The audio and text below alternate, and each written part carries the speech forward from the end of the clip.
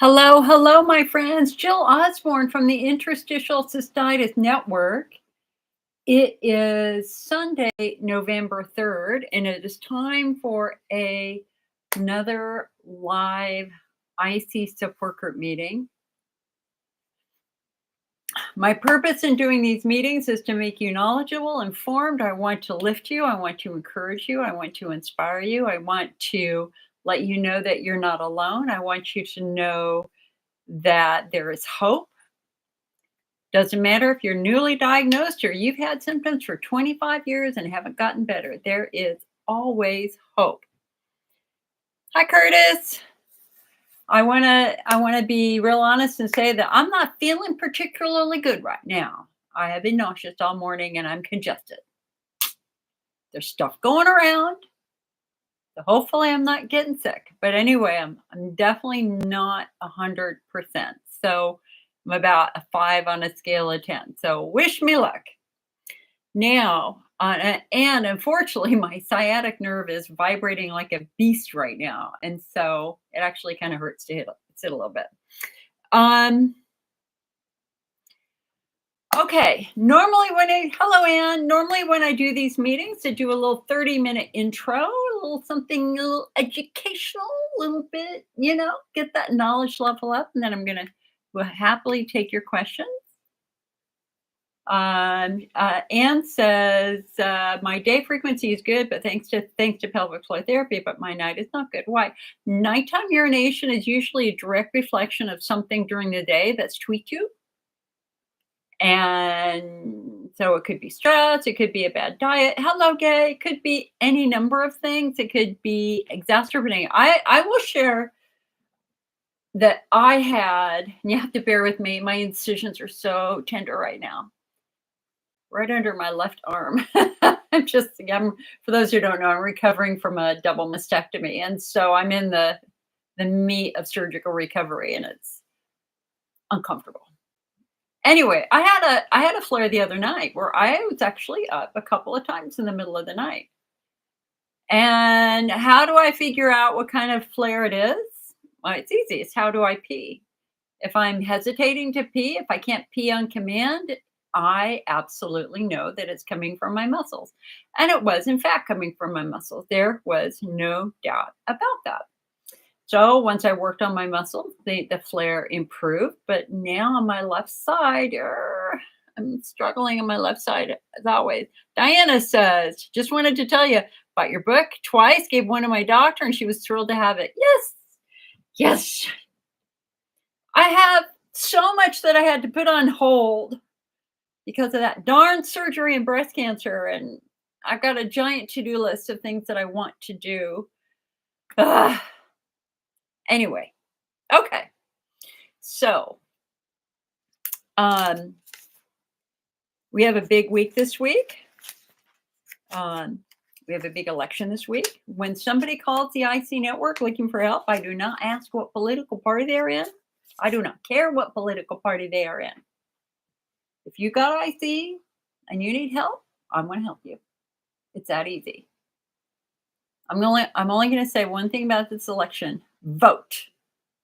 I'm not going to tell you who to vote for. To me, this is election about healthcare. One party is trying to make healthcare more affordable. The other just said last week that they were planning on repealing the Affordable Care Act.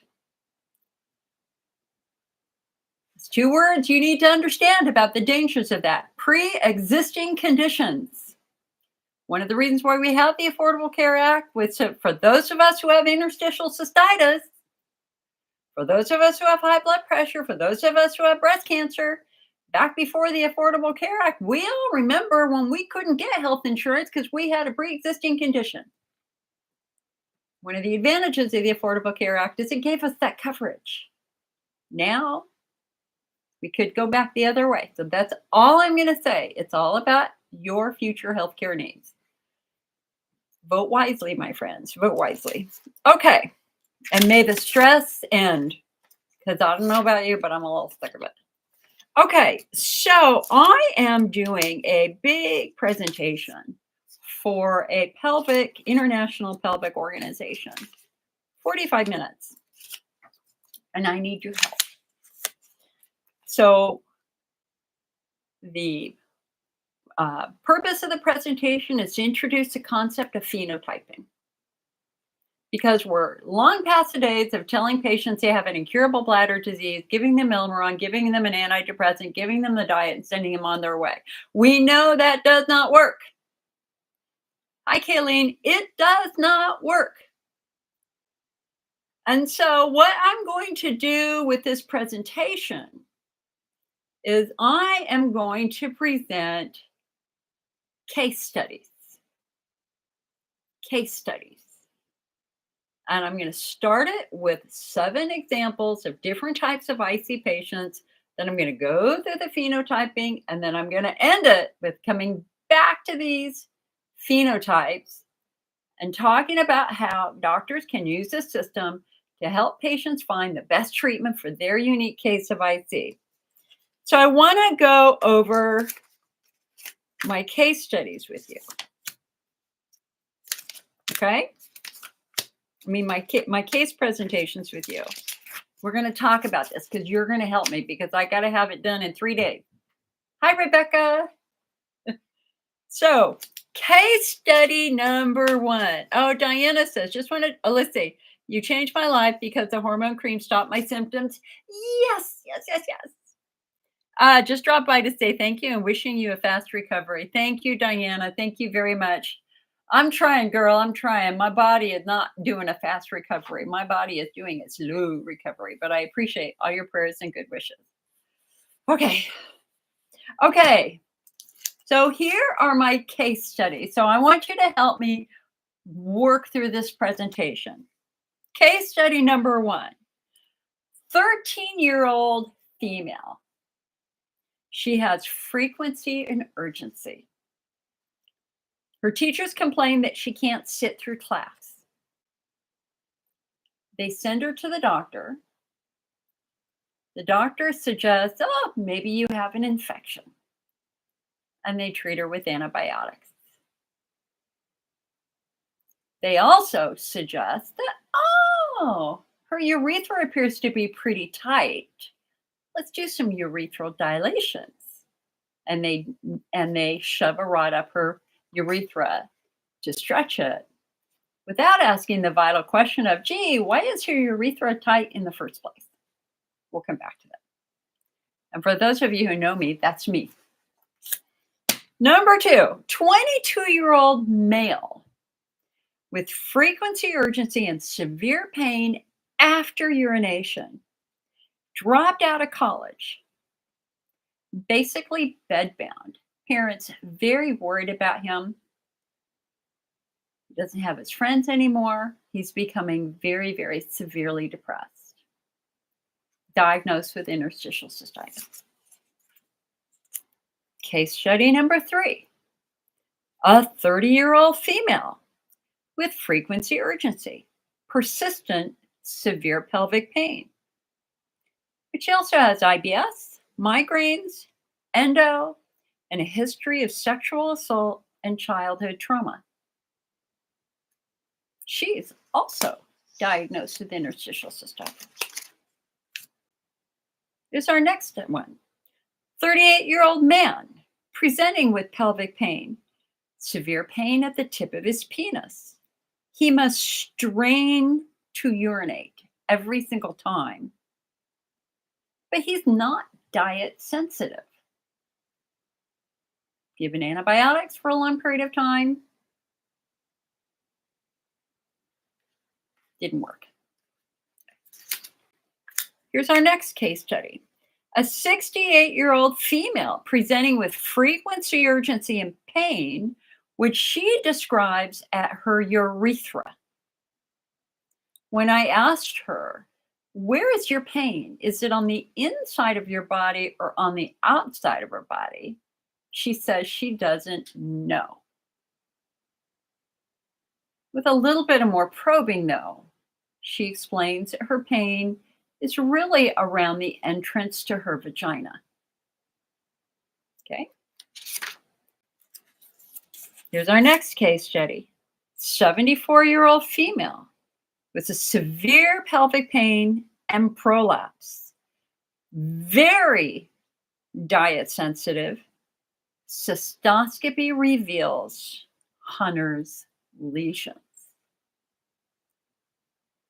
So isn't that interesting? We have cases from 13-year-old all the way up to 74 years old and older than that. Everybody diagnosed with IC. Each one of these patients was treated with antibiotics, but they had no success. Each patient was eventually diagnosed with IC, and each one of those patients did not respond to bladder treatment. Why? They all share the same diagnosis. We all share the same diagnosis. But are we truly the same? And the answer, of course, is no, we're not. There is diversity in this IC patient population. For some of us, IC begins in childhood. For others, it begins after menopause. For some of us, it begins while going through chemotherapy, while for others, it begins after they have a baby. We're not all the same. And if we're not all the same, why are we giving everybody the same bladder treatments? It doesn't make any sense. And this is why phenotyping is now the cornerstone of treatment. Because when we understand what group you fall into, we can then identify the right treatment for each individual patient. And that's where being in support groups right now, especially online support groups, is very, very tricky. I, for example, was working with a patient on Friday who had jumped down the Chinese herbal medicine pathway. Hundreds and hundreds of dollars, like $800 a month for these Chinese herbs, when she was very simply an estrogen atrophy patient. Then I was working with somebody else who is a very clear pelvic floor patient who, God, what did she say? Hold on, what did she say?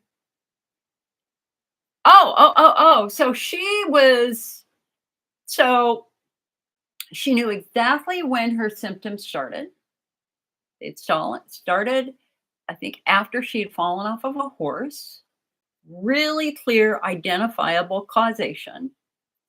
She had done physical therapy, but she didn't really commit to it. And so she started throwing everything she could at her condition. So she was doing antidepressants, she was doing pain meds, she was doing Botox, she was doing this, she was doing that. She was even thinking surgery. And then she got online and she started reading about those people who believe that IC could be an embedded infection. And she kind of went down that pathway. She was quite appalled by what she was hearing there. So she backed away from that a little bit. But here again, she was just flailing, not having a clue what to do. And so she called me and we had a very nice discussion. And ultimately, it's all about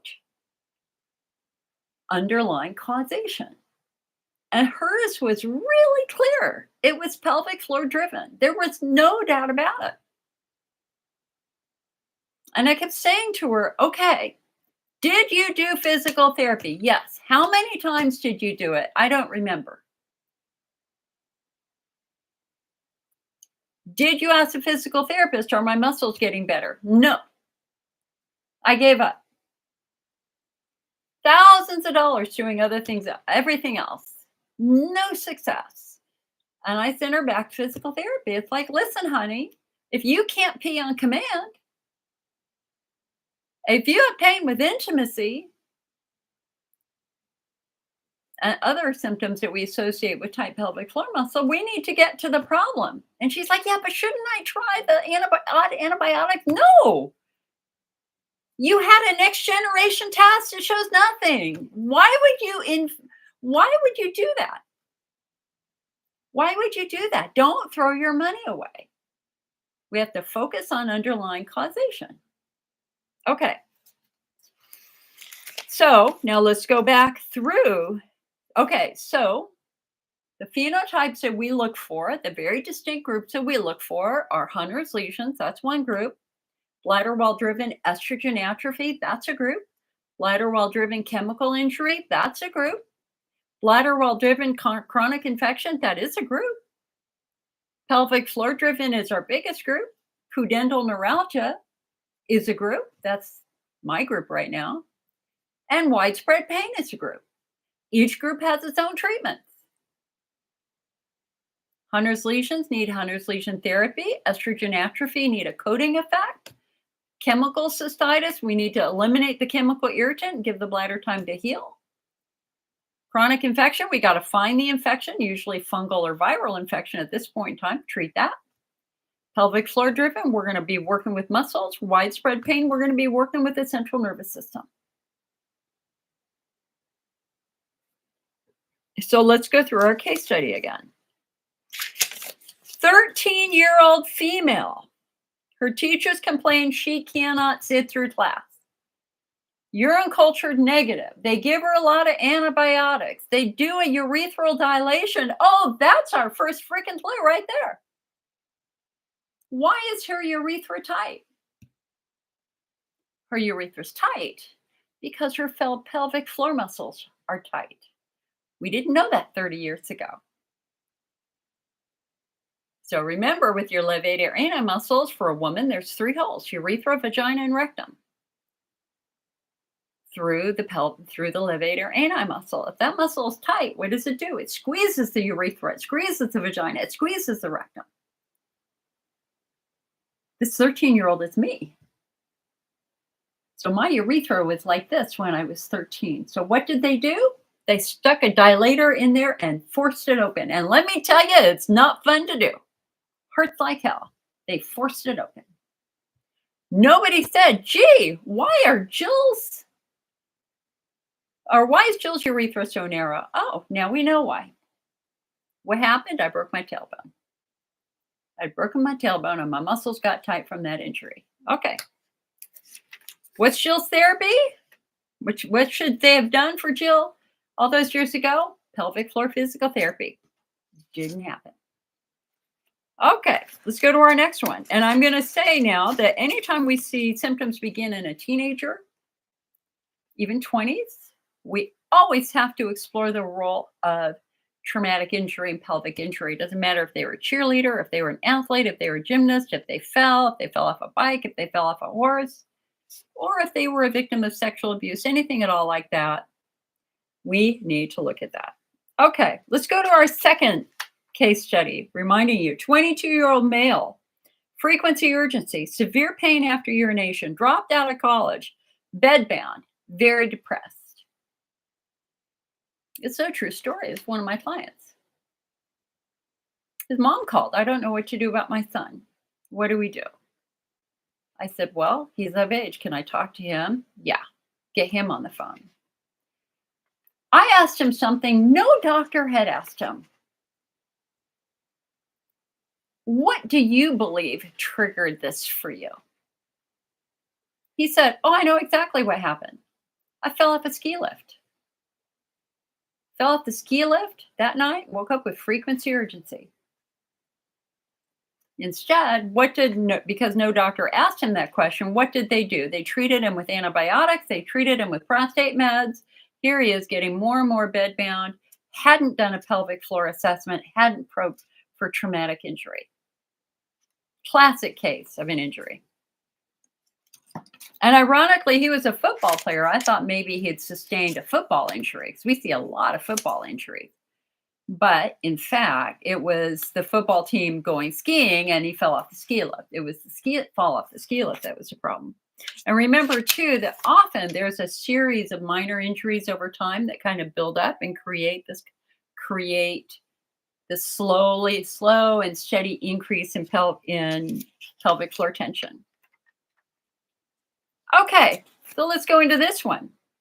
30-year-old female, frequency, urgency, persistent pain, pelvic pain, IBS, migraines, endo, the history of sexual assault, and childhood trauma. In this case, are bladder therapies going to be effective? Well, they might help reduce some of the symptoms, but this is a patient who has multiple pain conditions. They got the IC and the IBS and the vulvodynia and the TMJ and the migraines and the endo. What does that mean? Well, what that means is that we have to target the central nervous system. Kayleen, thank you here. Oh, honey, I'm glad you got it. Kayleen lost her very beloved grandfather. So if you guys can all put her and her mom in your prayers, that would be great, because that was a very rough week for them both. I'm so glad, honey. Okay, so getting back to this patient, we've got widespread pain. Now we know what to look for in patients who have widespread pain, which is childhood trauma. It can be physical trauma, it can be sexual trauma. And therapeutically, throwing a lot of bladder treatments at this patient is kind of throwing that money away. It might help manage symptoms, but what we've got to do is we've got to get the central nervous system to wind down. This is a very, very upregulated central nervous system. I was talking, by the way, with an IC patient who is actually a family practitioner. And if you're listening, you know who you are. I really enjoy talking with you. I love talking with medical care providers who have this, because there's such humility involved for all of us in understanding what we know and really what we don't know, et cetera, et cetera. We were talking a lot about polycystic ovarian syndrome, and she shared with me that carbohydrate intolerance has been linked to PCOS. And I had shared with her that I had pretty significant PCOS when I was in college. And she goes, well, that tells me right then that you had some pretty serious carb metabolism issues and carbohydrate intolerance issues. I had no idea that sugars were linked to PCOS. Just like I had no idea that sugar is also linked to cancer growth. I had no idea. Live and learn. All right, let's go to our next case study. Our next case study, 38-year-old male presenting with pelvic pain at the tip of his penis. He must strain to urinate, and he is not diet sensitive. So what does that tell us? So number one, if he can eat anything and that isn't making him get up all night, then we've got a healthy bladder. But he's straining to urinate. So what does that mean? That means that his pelvic floor muscles are jacked up. Pelvic floor muscles are tight. So in my this is a very interesting conversation that I had with this gentleman.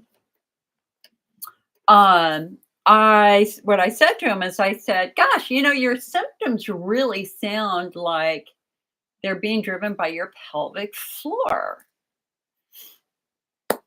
And then I said, what do you do? What do you do? What's your career? He owned a gym. And then he shared that he was an Ironman athlete. Ironman athletes hit their peak in their late 30s. So he should have been at his peak. And all of a sudden, these devastating urinary symptoms hit. Now, of course, the very first thing that went through my brain was, so how many miles do you ride on your bicycle every week? He said 200. I said, have you ever heard of bike rider syndrome? He said, "No, what's that?" And I said, "Well, what happens when you're sitting on a bike for a long period of time is you're compressing muscles and nerves, and that causes issues."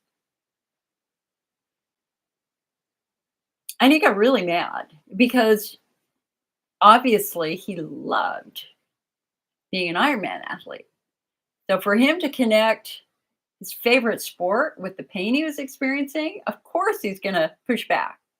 And he said, "Jill, that's impossible. It's coming from my bladder. I'm peeing all the time." And he got really mad at me and he hung up on me. Like, okay, I did my best. I called back not long after, really struggling, getting worse. "Jill, I don't know what to do. I just don't know what to do. It's so bad." I said, "Have you had your pelvic floor muscles checked?" "No, I don't believe you. I'm peeing all the time. Clearly it's my bladder." And he hung up the phone again. And, my attitude was, what do you have to lose? Just get it checked. Because you're such at risk because of the sport you do. Anyway, called again, called a couple more times, getting worse and worse and worse. And finally, he called crying and he was in very, very deep distress. And I said, "Dude, please, please, you need to get your muscles checked. You're not diet sensitive. That tells me your bladder wall's good. But the fact that you can't pee easily tells me your pelvic floor muscles are bad." And again, he got really mad at me. Then he called me back a couple weeks later from the parking lot, the physical therapy clinic that he went to. And he went, "Oh my God, you were right. I have a really severe pelvic floor injury." He had been on antibiotics for like 6 months. And then somebody told him he had interstitial cystitis. So he did the IC meds and the antidepressants and the antihistamines, all that stuff. All a complete waste. His case was really easy. It's pelvic floor driven. Therapeutically, he needed pelvic floor physical therapy and probably some things that would help calm these very, very irritated nerves down. Okay? So that's a real person. That's a real client of mine. Okay, let's go to our next one. 68-year-old female presenting with frequency, urgency, pain, which she describes as in her urethra. But when I asked her to be a little bit more specific, tell me a little bit more about the pain. Is it inside of your body? Is it on the outside of your body? And it's always interesting, the patients who cannot answer that question. They just can't answer it. It's like, it's just down there, Jill. I'm like, you got to do better than that. Do you have rectal pain? Do you have vaginal pain? And finally, for patients who just still can't get it, my answer is, okay, can you put your finger on where the pain is? And her answer was, yeah, I can. Okay, where's your finger? She's at the entrance to my vagina. Oh, okay. So now we know we're dealing with pain in the introitus, which is the the the entry to the vagina. She was a classic case of estrogen atrophy. She knew she was dry. The doctors told her she was dry. They gave her a prescription for topical estrogen, and she either didn't use it or just stopped it. She didn't think it was helping. And that's kind of one of the problems here is sometimes patients stop physical therapy and they stop using their estrogen cream for those who are in the estrogen atrophy group because they think, well, their symptoms aren't better. And you can't do that. You have to be thinking about the health of the tissue. There is a legacy to tight pelvic floor muscles. It's called ischemia or ischemia. You don't want to have tight muscles for a long period of time because that starts cutting off blood supply and that starts affecting nerves. So even if physical therapy doesn't really feel good, you always want to ask that physical therapist, well, is it working? Are my muscles getting better or are they always getting tight? If they're getting tight, we have to work on that. And the same with the estrogen cream. Estrogen cream is not given to you to reduce bladder symptoms. It doesn't work that way. You can't start using estrogen cream and go, well, listen, I'm still peeing all the time. Therefore, it's not working. Therefore, I'm going to stop it. When you're using topical estrogen, it's all about making the skin healthier. Your skin down there for women is meant to be moist. Your bladder, your urethra, your vulva, and your vagina all have a nice, thick, protective coating. And the purpose of that coating is to act as a barrier. It's hydrophobic. It pushes urine away so that urine doesn't irritate the nerves in your skin.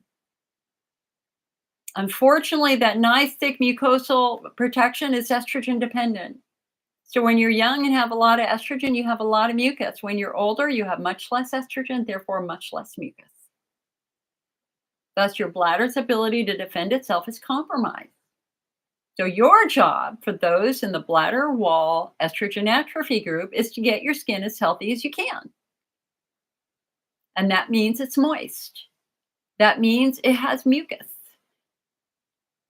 Estrogen will do that, but there are some other products like Vulva Balm that will help too. So again, for this patient, the typical estrogen atrophy patient, would Botox help? No. We have to get the skin healthy. The way we get the skin healthy is with estrogen. There are some treatments, when you look at the AUA guidelines for IC, there are only 2 recommendations. The rest are options.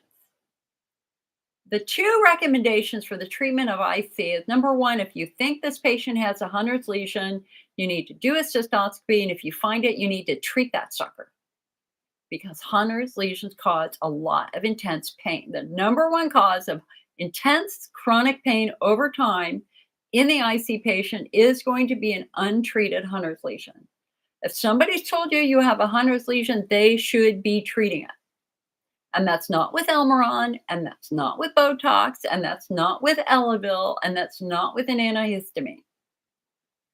You have to do lesion-specific therapies. You either cauterize it, you inject it with a steroid, maybe hyperbaric oxygen, but now we have lactoferrin, which is an easy over-the-counter supplement, which has been found to be helpful with lesions. But we have to be lesion-specific. So concept number 1, again, recommendation number 1 in the AUA guidelines for IC, if you suspect Hunner's lesions, look for them and treat them. Number 2, you are to do a pelvic floor assessment at the very first appointment.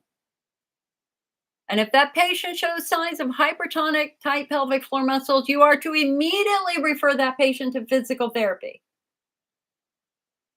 And that there are still doctors today who are not doing pelvic floor assessments. And I was just working with a patient a couple days ago who had not had a pelvic floor. And if I remember correctly, because I talked with a lot of patients, I've talked with a ton of patients this week. They were self-catheterizing. They couldn't empty their bladder on their own at all. So they had to use a catheter to empty their bladder.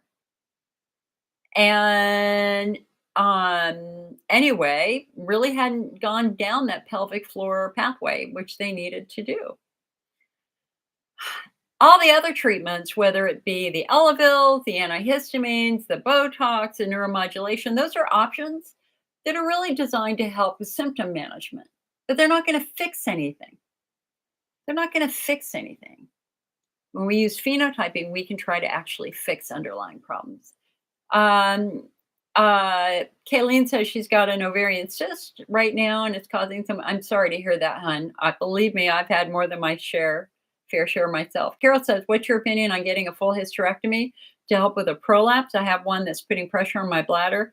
My urogynecologist highly recommended it. He said it won't get rid of IC completely, but it might help with the pressure I feel. I'm going to agree with that. So When you have a prolapse, it means that your pelvic floor muscles have weakened to the point that things are starting to fall out of position. Okay. And I was working with another patient very recently whose uterus was starting to slide through her vaginal opening, and she was scared. There's a there's a kind of a point of no return. If you catch that prolapse early and your muscles are still in good shape, physical therapy, strengthening exercises could, in fact, be enough to stop that prolapse from happening. But if the muscles are more badly damaged, if the muscles have weakened over time to the point that physical therapy or a Kegel will not work, that's when we're talking either using a pessary. A pessary is where you put something inside your vagina that kind of pushes everything back up into place. Not fun, but very doable.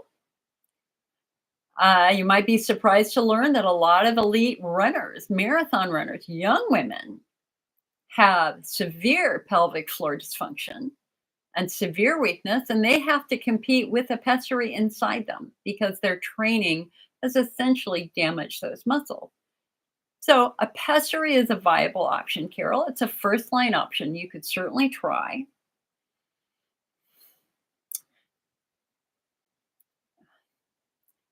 Pessaries are tricky. They have to be sized. There are different styles. There's different designs.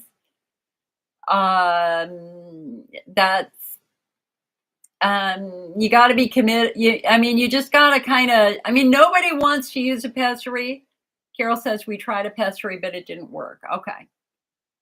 So, Carol, there are different designs for pessaries, so there's always a chance that there might be another design that might be helpful. Okay. Another option that they can do is they can basically just sew your vagina shut so that nothing can get through it.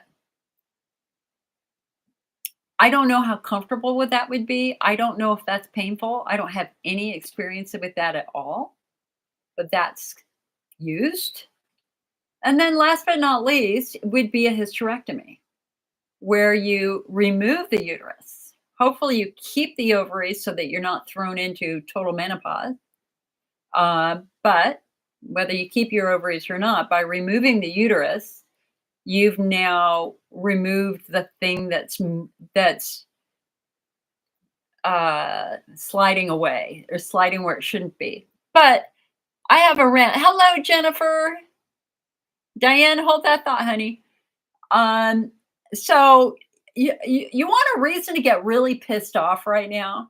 I'm going to give you a reason to be outraged. Why our healthcare is so effing important.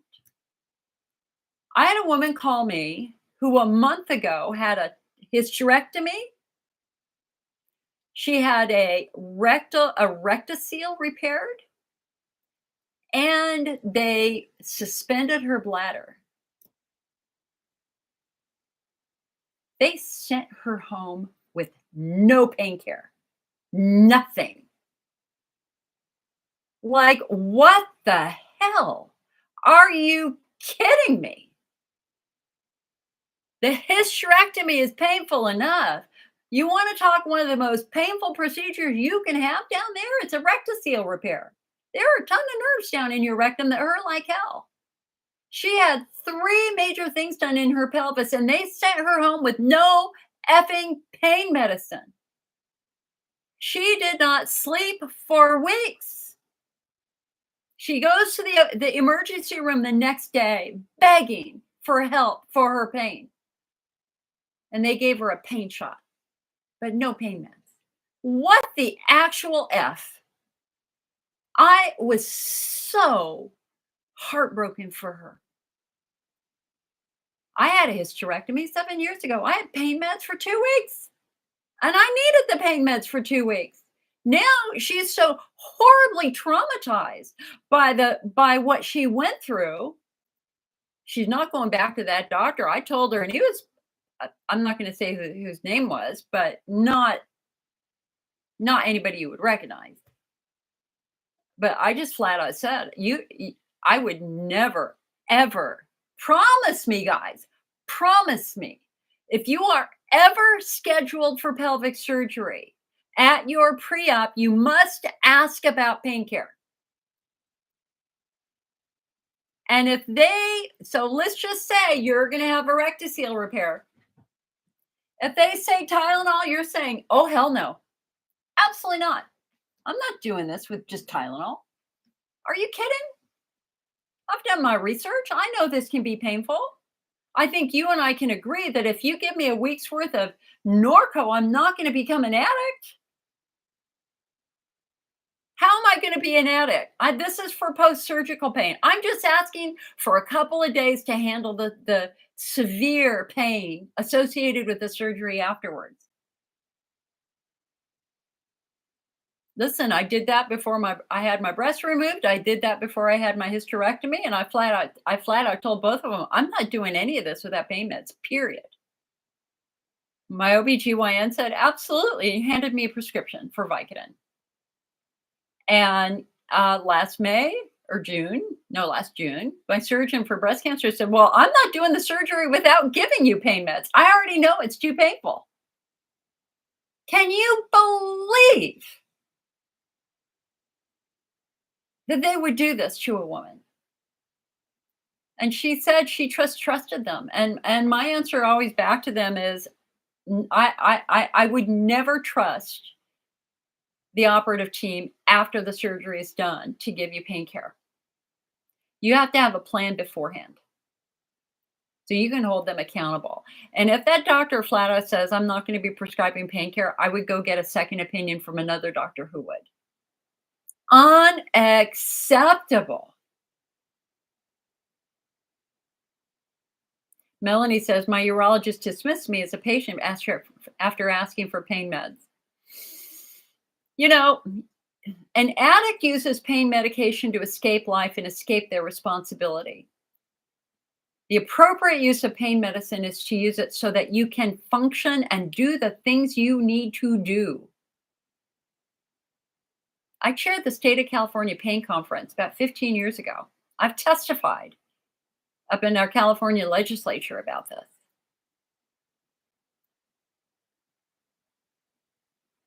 I think that they tortured her. And I told her to file a complaint with the medical board. I thought she should consider doing that. Because you should have heard her voice. I mean, she's still traumatized a month later. Okay, sorry, I went off on that rant. Okay. Let's go to our last case study. 74-year-old female with severe pelvic pain and a prolapse. Very diet sensitive, but her cystoscopy revealed Hunner's lesion. So that puts her into the Hunner's lesion group for sure. And with all the pain that comes from a Hunner's lesion, you can guarantee she had tight pelvic floor muscles, and that would explain stuff going on with her muscles. The prolapse is a whole nother story that can be from having children, et cetera, et cetera. So clearly she had muscle issues and she had Hunner's lesion. And so I asked her, I said, are you aware of the new research with regard to Hunner's lesions and viral infections? And she said no. And I shared the research that they are now connecting Hunner's lesions to viral infections. And I said, and they've connected the Epstein-Barr virus to that. She said, I have that. I have Epstein-Barr. We're dealing with that right now. So that was a case where an antiviral medication will be a very interesting experiment to see if that helps the Hunner's lesions heal, because that's a direction that some of this new research is going for Hunner's lesion. Is Epstein-Barr the same as herpes? No, they're different viruses, but they both are known for infecting the urinary tract, along with the human papillomavirus. getting back to the pain thing, one of the and just bear with me here for a moment because you have to understand that doctors in medical school are taught to use the power of observation to help them understand what a patient might be struggling with, right? What does their body look like? What does their muscles feel like? What is their pathology results? What is their emotional state of mind? Those are all very, very important things that we have to evaluate. The challenge for a woman complaining of reproductive tract pain and vulvar pain and pelvic pain and ovarian pain from a cyst is that male doctors have no experience with this. None. And I think that some male doctors out of arrogance isn't quite the right word I'm looking for, but they might be compassionate, but because they don't understand the severity that a woman can feel with some of these symptoms in their reproductive tract and in their urinary tract, they don't necessarily take it that seriously or maybe even assume that it's severe enough to be treated. And that's the only thing I can imagine with this doctor who refused to provide pain care to this patient. Seriously, he doesn't know what it's like to have your uterus cut out of your body. I do know what that's like. It hurts a lot.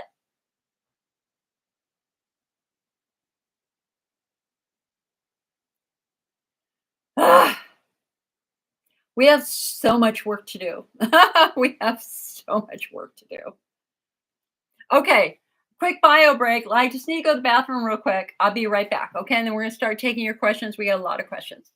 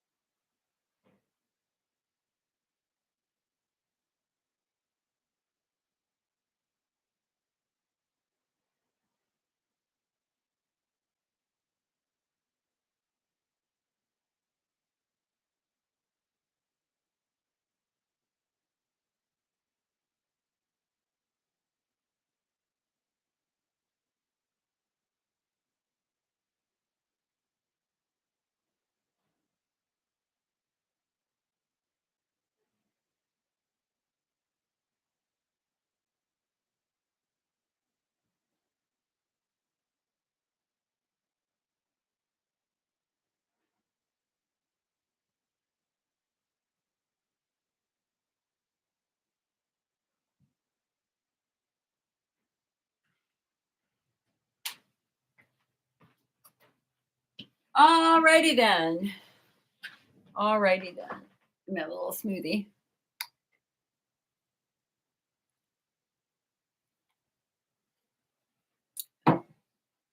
Diane on YouTube was asking me how I was doing. Diane, I feel better now. I had a pretty bad morning this morning. I'm just kind of at this, like I'm in the meat of surgical recovery, and this is when the work is being done, but everything is just so sensitive. These incisions are driving me crazy. I mean, they don't, it's not, it's like, okay, it hurts, but it's a prickly pain. It's not like a cry and scream pain. It's a, oh God, not again pain. So I don't necessarily need to take pain meds with it. I haven't taken, okay, I took 1/4 of a Norco in the last 3 weeks. Okay, let's go to your questions here. So I got questions on both. So guys, when I'm looking here, I'm looking at Facebook. When I'm looking over here, I'm looking at YouTube. So let me go over to YouTube here real quick. Diane says, I'm thinking of starting with a new provider, urogynecologist, because my urologist hasn't been as helpful. Absolutely. You have the right to go see anybody you want to see. If you're not getting satisfaction, it's okay to go to somebody else. Diane says I have estrogen atrophy, and when I had a hydrodistension a year and a half ago, she found a lot of inflammation and bleeding, but said not Hunner's lesions, glomerations, and petechial hemorrhaging. Okay, so glomerations and petechial hemorrhaging have been thrown out as being meaningful. They're not meaningful anymore.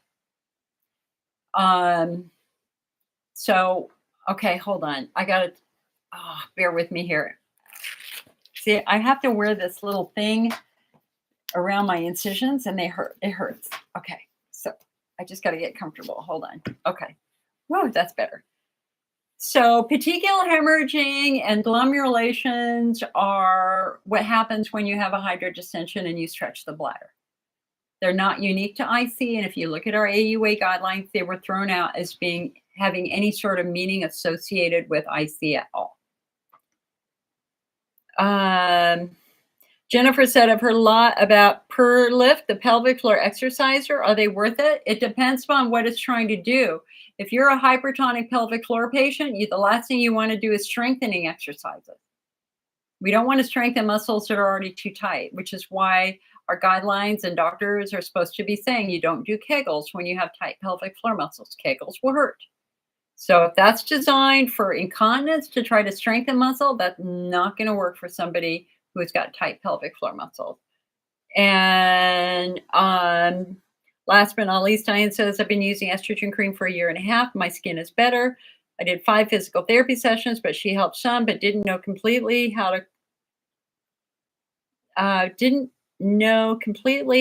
to because she wouldn't schedule me weekly. Well, that's the hard thing right now is getting into physical therapists consistently is becoming very, very difficult. That's why I paid out of pocket last week to go to a new physical therapist, a fully certified pelvic floor therapist. I'm part of Kaiser Permanente. Kaiser Permanente has great pelvic floor therapists, but you're lucky to get in once every 2 months, once every 6 weeks, and that's just not enough. So I decided that I wanted to go see somebody else. Okay. All right, let's go here to Facebook here. So getting back to here, hold on a sec.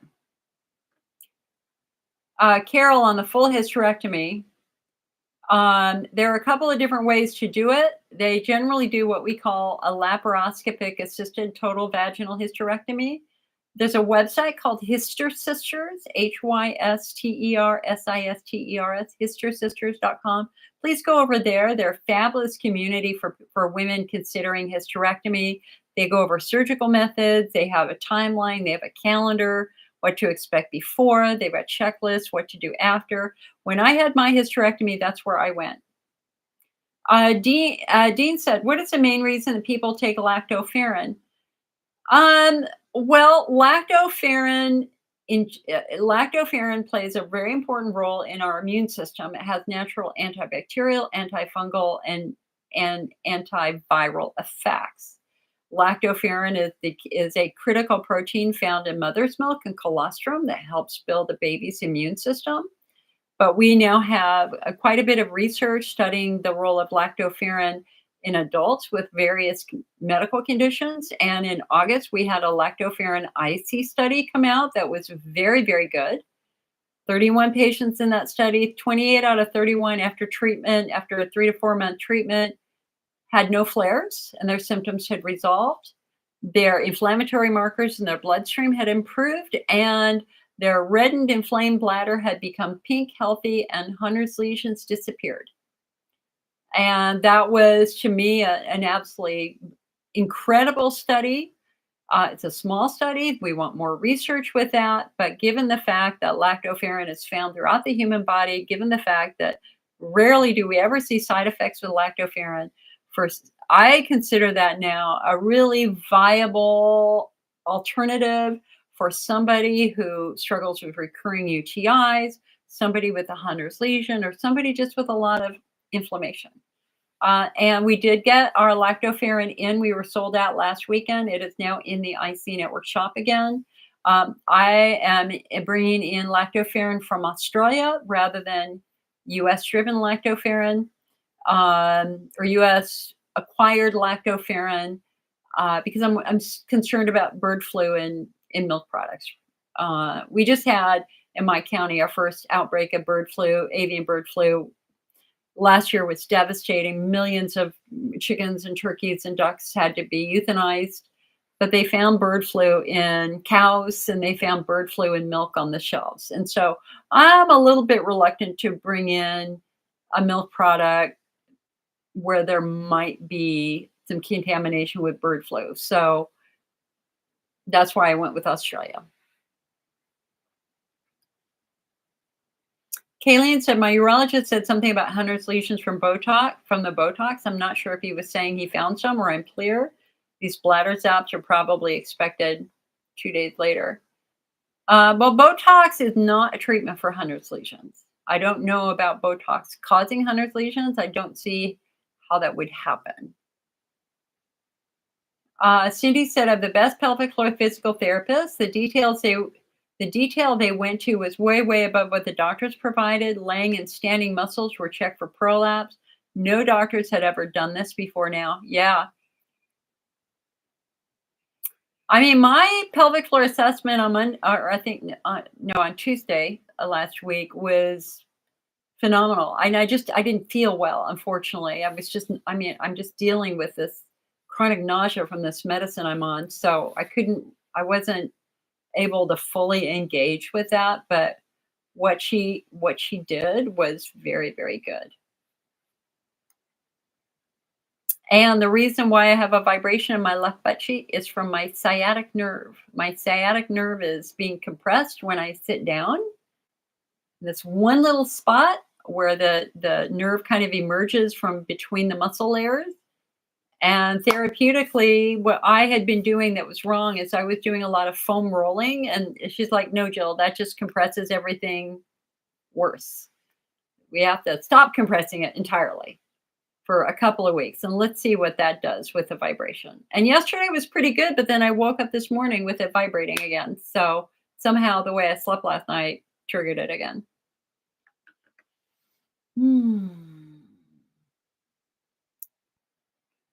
Anne said, what can I use instead of artificial sweeteners? Honey. Mary said, why are they not giving pain meds? It's not illegal. I don't understand the crisis, but this is not the same. Mary, there have been a lot of documentaries about this, but let me see if I can sum this up. So back when I was diagnosed with IC back in 1993, I didn't have pain meds for a year, but when I finally ended up at the ER a couple of times, they actually gave me a little bit of Vicodin, and it was not a big deal. But what happened then is some pharmaceutical companies started to create synthetic opioids. And like OxyContin. And because they wanted to sell a lot of it and make a lot of money, they began a false narrative telling doctors that they were not addictive and perfectly safe. And so what happened back in the 80s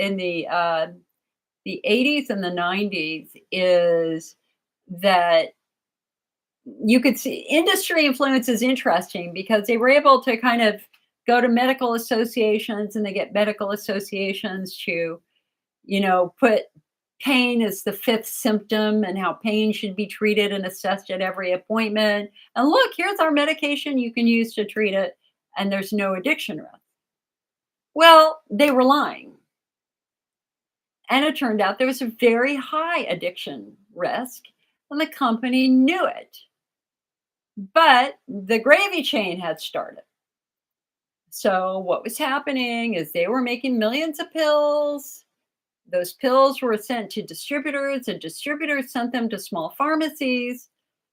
And because it was more widely available, more and more people got addicted to these synthetic opioids. And then the drug cartels got involved and they started shipping it over. And again, it's all about money, honey. It's just all about the money. And then before you know it, you'd have a tiny pharmacy in West Virginia in a town of 500 people getting doses for 20,000 people. And then they were setting up fake pain shops And everybody was getting rich off of the whole the pain narrative that pain meds were safe. Well, finally, we had all these people dying of overdoses.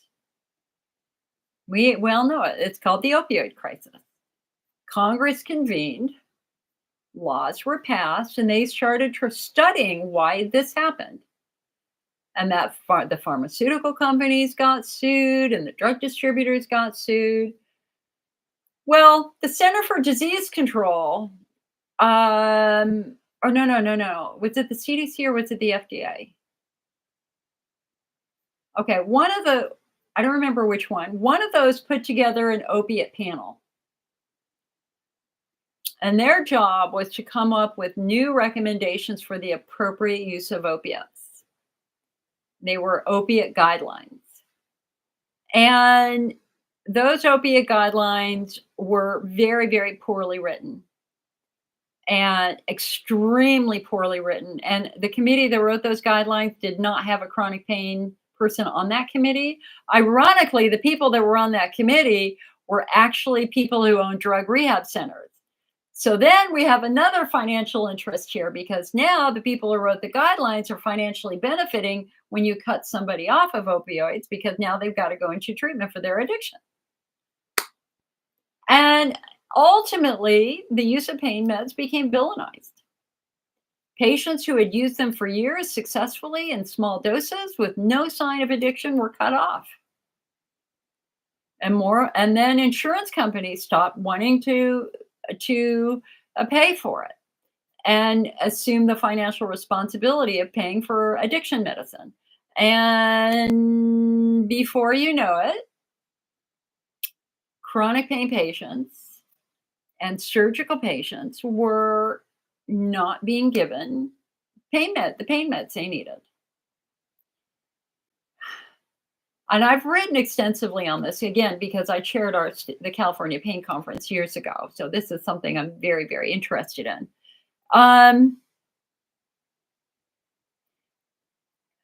The committee that created the guidelines was confidential for quite some time. And of course, all the chronic pain people are like, well, who wrote these guidelines? There's nothing in here for good surgical pain or chronic pain. Who wrote these effing guidelines? And finally, it was revealed that the people who wrote the guidelines were primarily in the rehab industry, and they didn't have a single specialist. So this resulted in millions of patients suffering needlessly. Millions of patients cut off their pain meds, suffering terribly, very high suicide rates. Some of these patients actually went on the street, started buying heroin, better heroin than living with agonizing pain. And it just created a whole nother line of problems. So the only thing that I can say to you, a couple of things. Number one, you've got children.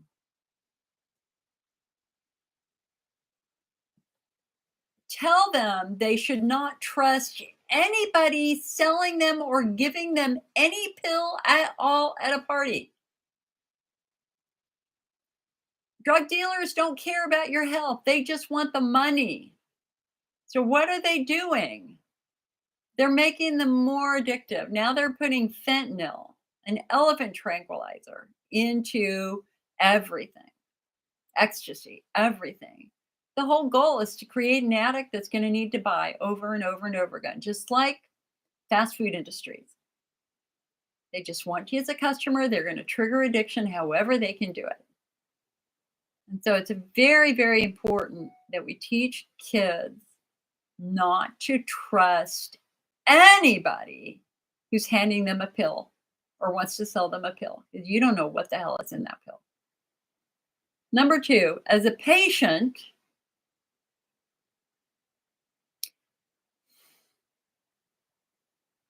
you have to stand up for your rights and be very, very assertive. If you are going to have surgery at your pre-op, you always bring it up. How will you handle my pain? And if they say we're not going to handle it, you're going to say, why? This is well known to be very painful. Isn't it true? If you give me 5 days worth, if you give me 10 pills of Norco, am I gonna become an addict? No. Is this gonna ease my post-surgical suffering? Yeah. There's nothing wrong with 5 pills of Norco that you can cut into half or cut into quarters after surgery. But then you have to look at the other side of this. And the other side of this was an IC patient that her husband called me. My wife is in agony. She's in bed all day. I don't know what to do. She's missing all of our children. She's missing school events. She's missing everything. And I said, well, let me talk to her. I'd love to talk to her. Puts her on the phone. I said, honey, what's going on? And I said, your husband's worried about you. Is there anything that I can do to help you? And she shared that she lived for her pain meds. She wasn't even willing to try diet. Every day, she drank a couple 6-packs of Diet Coke, which is burning the hell out of her bladder, and taking large quantities of pain meds. And she just flat out said to me, I don't care. I just want my pain meds. And I said to her, I said, honey, you know what that means? That means that you have become addicted. She said, I know. I don't care. I said, are you abandoning your children? Are you abandoning your husband? You don't want to be involved in any of their lives? She said, no, I just want my pain meds. Massively addicted. So we got to use pain meds responsibly. One of the mistakes that sometimes the patients make is they wake up in a bad flare and they go, oh, it makes much worse. I better take 2. Well, you got to understand, you still have the same number of nerves. And if a half of a pill will turn those nerves on, there's no reason for you to take 2, even if the pain is worse. It's like quantitative. So one of the mistakes that patients can make is they just go, oh, it's worse. I better take more. And then before you know it, you're taking more, and then you're taking more, and then you're taking more. That's not good because that builds up tolerance.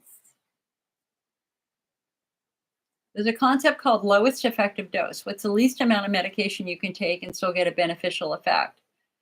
When I was 33 and at the ER for my IC, they gave me Vicodin. I took 1 pill. It made me nauseous and dizzy. Now, some people would say, hey, you must be addicted. No, it's just too much. So I waited till the next day and I took a half a pill. Oh, guess what? Wasn't dizzy. Wasn't as nauseous. Oh, this is good. I did an experiment. Took a quarter of a pill. Turned off the pain completely. No nausea at all. So sometimes it's not about taking more, it's about taking less and finding the dose that works for you. But you have to understand, you cannot cut all meds in half. You have to make sure from your pharmacist or your doctor that the pill they gave you can be cut in half, because there are time-release pain meds that cannot be cut in half, like OxyContin. You could overdose if you cut one of those in half because it just dumps it all into your body at one time. So before you start playing with that, you got to talk to your doctor about it and say, my goal here is to take the least amount of medicine I can take. So can I cut this in a quarter? See what they say. Have that discussion with them. And ultimately, in the end, it's about personal responsibility. It is your job and my job to create an environment that will help our bodies heal. I have been in a lot of pain the last 3 months. More pain than I've had in my entire life from this surgery. And I have to work hard physically, mentally, and emotionally to get myself through it. Physically, I'm eating much better. I'm eating healthier food. I've cut way back on the sugar, way back on the carbs, the white flour carbs, which I didn't eat a lot of anyway, but still, I'm trying to eat good, fresh, healthy food. I'm trying to learn about things more so that I'm not guessing. I was reading today about how to make the incisions less tight. Tried a little cupping. It's a whole nother story. And then emotionally, listen, guys, I haven't been depressed since my 20s, and I'm close. I'm close.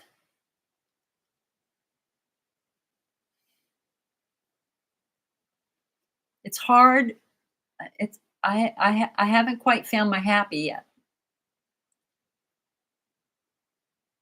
And I have to take responsibility for that too, because I know this is not my fault, not your fault, not your fault you're in pain.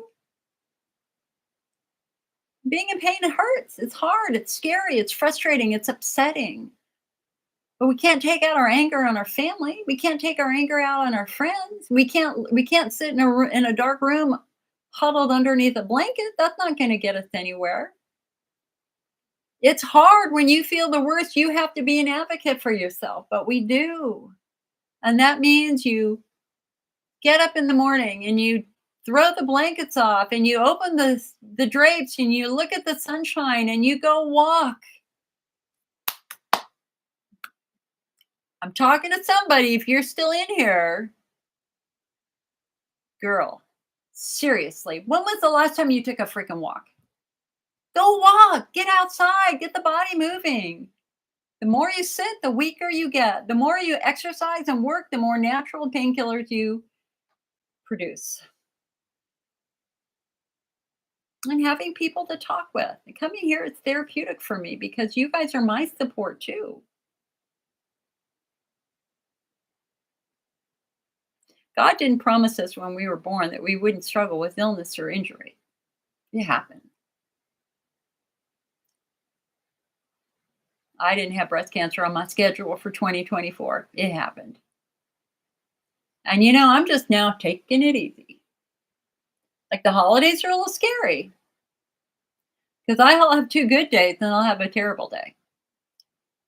Yesterday was a terrible day for me. So my goal is to just chill. Just chill. Read books, do happy things. Just give our bodies time to heal and recover. All right. I'll stop my rant here. Hold on. We got some big discussions happening on YouTube here. Jennifer says, I've been diagnosed with Hunners. I have lots of UTIs and a prolapse. My cystoscopy in July showed the lesion is gone. Yay! I think I have estrogen atrophy. Girl, okay. Your gynecology appointment is 5-month wait. Yikes. So depending upon your age, like seriously, if you're over the age of 50 and you feel like you're dry down there, I don't know why any doctor would refuse you giving you a topical estrogen while you're waiting for that appointment, because it happens. You're older. So I would email and say, hey, it's a 5-month wait. Is there any chance we can do that? Becky here said, I'm a breast cancer mentor with Project 31. Becky, woman, boy, do I need to talk to you. It is not uncommon for breast cancer survivors to need an antidepressant or anti-anxiety due to the mental or emotional stressors of breast cancer. Yeah, and unfortunately, I can't take those because they mess my heart up. But Becky, let me ask you this. So I was stage 0, not my lymph nodes, surgical margins clear. I'm considered a cure at this point in time. Although, yes, I know that it could potentially come into my chest wall, but the odds are very tiny, but it could happen. What I struggle with the most is just this feeling of trauma.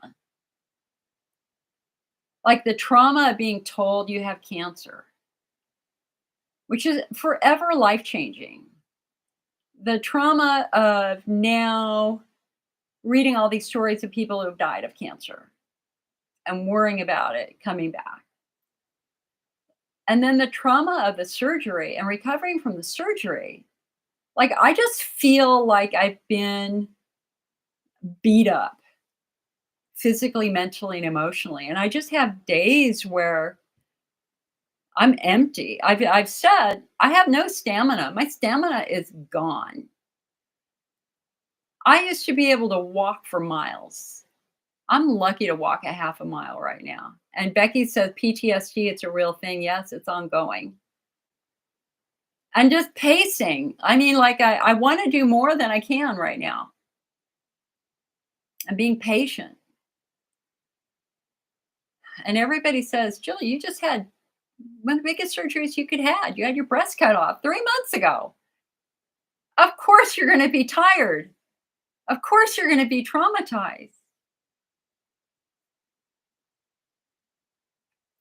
I just want to find me again.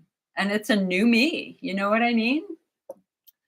Life. And that's true not only for breast cancer patients, it's for IC patients too. We just want to be healthy. We just want to live without worry. We just want to live without pain. We just want to go back to those days when we felt good. And again, I know that I have the best case scenario, but that doesn't take away the trauma. Oh God, I'm gonna start crying. I don't want to start crying.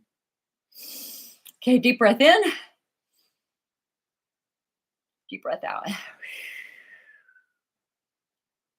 Woo! Jill getting personal there. Deep breath in, deep breath out.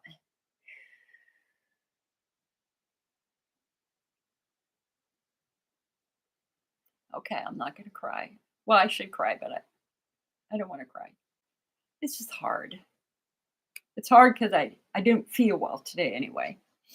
Okay, let's go back to your questions.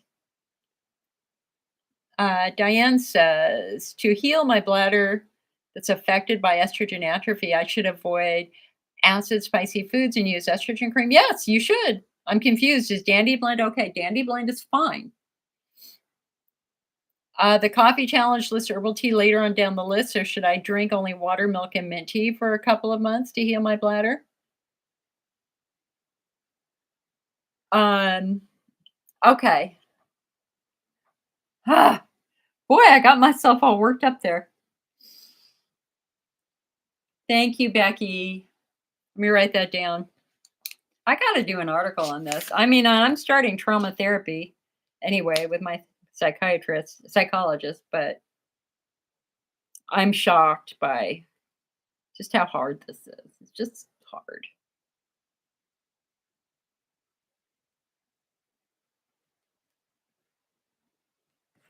Okay. And Becky, I do have a breast cancer video journal series over on my YouTube channel. Um, okay. So let's talk about our coffee challenge here for a moment. Okay. So, when do you know that you can drink coffee? For those of you who love coffee, when do you know it's safe for you to drink coffee again? Well, number one, it depends upon your phenotype. If you've got open Hunner's lesions, it's never time for coffee. Never. Yeah, because a lesion is a big wound in your bladder. And coffee is way too irritating to those wounds. So no coffee, no green tea, no black tea, no soda, etc. In contrast, if you're pelvic floor driven and not particularly diet sensitive, you might be able to get away with coffee. But if your pelvic floor is super super tight and you're in a state of ischemia, that's going to affect your bladder wall. That's going to make your nerves more sensitive, and yeah, so it's a bit of a challenge. So when is it time for you to try coffee? Well, we have what we call the coffee challenge. So with the coffee challenge, the first thing is water. Anytime you're flaring, you got to stay with water, okay, or milk, as long as you're not lactose intolerant. If you do okay with that, the next thing you can try is an herbal tea, specifically chamomile herbal tea or peppermint herbal tea, because those are smooth muscle relaxants. They're smooth muscle relaxants. So if you have bladder spasms, one of the best things you can do, make yourself a strong cup of chamomile herbal tea or peppermint herbal tea. If you do okay with that, your next step is going to be a brown grain rooibos tea. And let me see if here, hold on. I have one. Hold on. Whoops.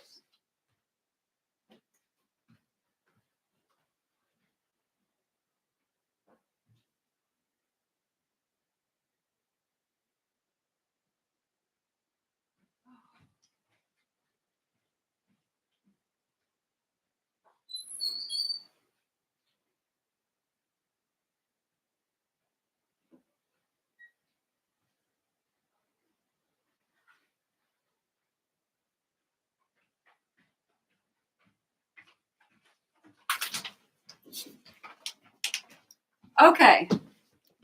So for the rooibos teas, you can find in the IC Network shop, and it's perfect for fall. And I promise you, this is a fantastic herbal tea.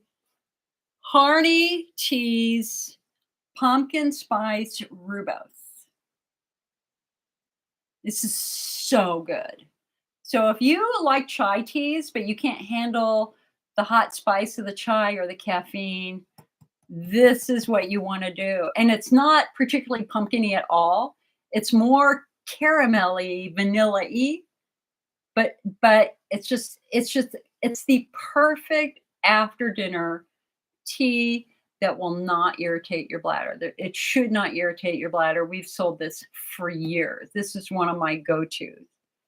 No, black tea is not okay because black tea is high in acid and caffeine. Another rooibos tea that I do is this one, Numi Rooibos Chai. Now, some people react a bit more to cinnamon, others don't. So I don't, cinnamon is my comfort food. I could do cinnamon all day, every day, and I'm fine. But then remember, I don't have Hunner's lesions. If you have Hunner's lesions, you might not tolerate the cinnamon very well. But getting back to our coffee challenge, so now you've done the rooibos teas and you're okay with the rooibos teas. So that tells me that your bladder wall is in pretty good shape. So the next thing you're going to try is an herbal coffee, Dandy Blend. Dandy Blend is fantastic. And it's made with dandelion, and that's weird. You know, dandelion is a weed in your lawn, right? But actually, dandelion it has been used as an herb and food for millennia, for many, many years. And it's actually naturally sweet, so it can take some of the bitterness out of a typical herbal coffee. So this herbal coffee is made with, of course, hold on, where are the ingredients? Chicory root. Okay, it's got roasted barley extract, roasted rye extract, roasted chicory root extract, and roasted dandelion root extracts. And they're extracts, which means that they have even less irritants in them. So the cool thing about Dandy Blend is you can make a frappuccino with it in the summer. You can make a latte with it in the winter. And I'm telling you, listen, you can tell it's well used here. One of the benefits of having a cup of coffee in the morning is they get your bowels moving, right? This does too, my friends. This does too. A cup of coffee, of herbal coffee with dandelion in the morning, you will be surprised at how good it works to stimulate bowel movement. Cindy here says she loves dandelion root tea. It also has detox benefits. So let's say you've tried the herbal coffees. You're doing good with the herbal coffees. Your next step is going to be the real low acid coffees. And that's going to be a Bella Rosa coffee or a Tyler's coffee or a Simpatico coffee. There are some low acid coffees on the market. Bella Rosa is, in my opinion, the best. Research at the University of California, Davis found that Bella Rosa coffees had the lowest level of, what was the acid? Of the acid known for causing acid irritation in coffee. Oh, what's the name of it? It's like, it'll come to me. It'll come to me. Anyway, Bella Rosa is by far, in my opinion, one of the best low acid coffee on the market. It comes with decaf, half calf, and full calf. Now, of course, caffeine is like taking a jackhammer to sensitive nerves. Ideally, we don't want you doing a caffeinated tea or coffee. But if you've been doing caffeine for years, and when you try to stop caffeine, it gives you a headache, you can go to the half calf, and you can do their half calf. And that's better than nothing. It's better than full calf. And of course, anytime you flare, you've got to go back to the basics. You got to go back to the chamomile, the peppermint, and the hot water and the hot milk. Paola says, you truly saved me. If anyone is recently diagnosed, please join Jill's page and watch her live videos. Everyone kept telling me there was no cure, and the more I read, the more traumatized became. I was at the end of my hope, but I'm so glad I ended up here. You restored the faith I had lost, and little by little, everything is starting to get better. Oh, Paola, I almost didn't do this meeting because I just have not felt well this morning. And you just made it for me. Honey, thank you so much. You don't have no idea how much I needed to hear that. I'm so glad you're feeling better.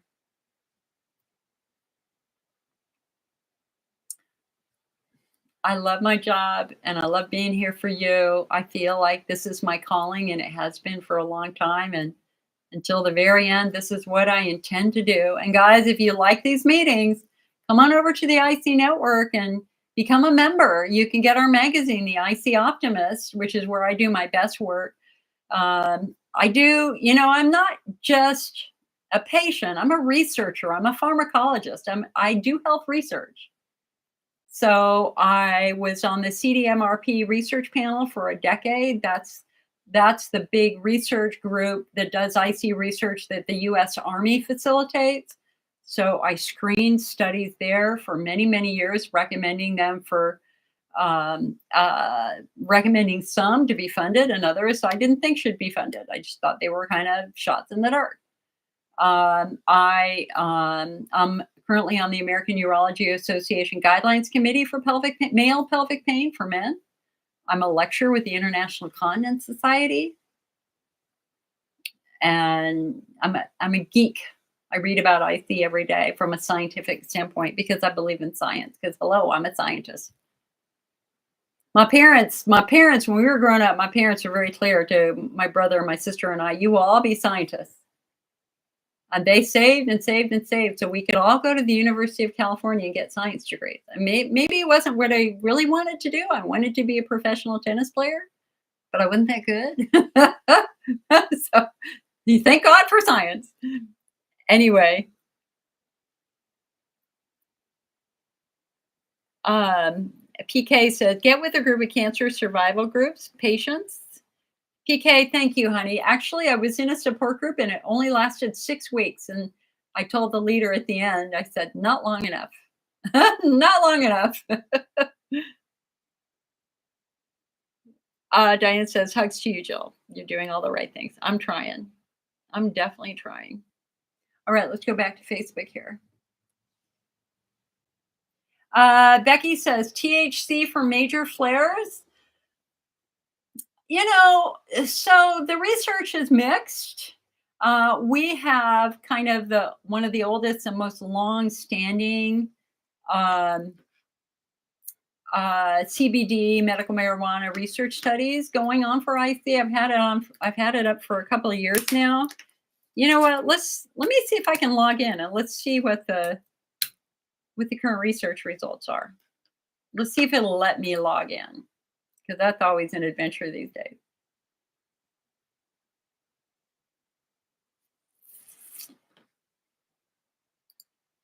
Let us see. So the IC Network has a research center and we have a survey center. And in our survey center on our website, you can participate in a bunch of surveys that help us understand IC more. So we have COVID and IC. See, they want to send a code. Do we even have my cell phone? Oh, I do. Okay. Okay, send me the code, Survey Monkey. Go ahead. Let's see. Oh, okay, hold on.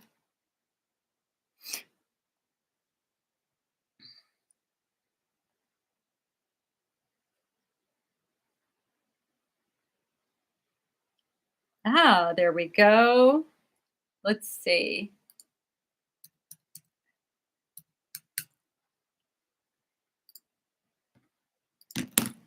Let me just look at it. Honestly, I haven't logged in and looked at them recently.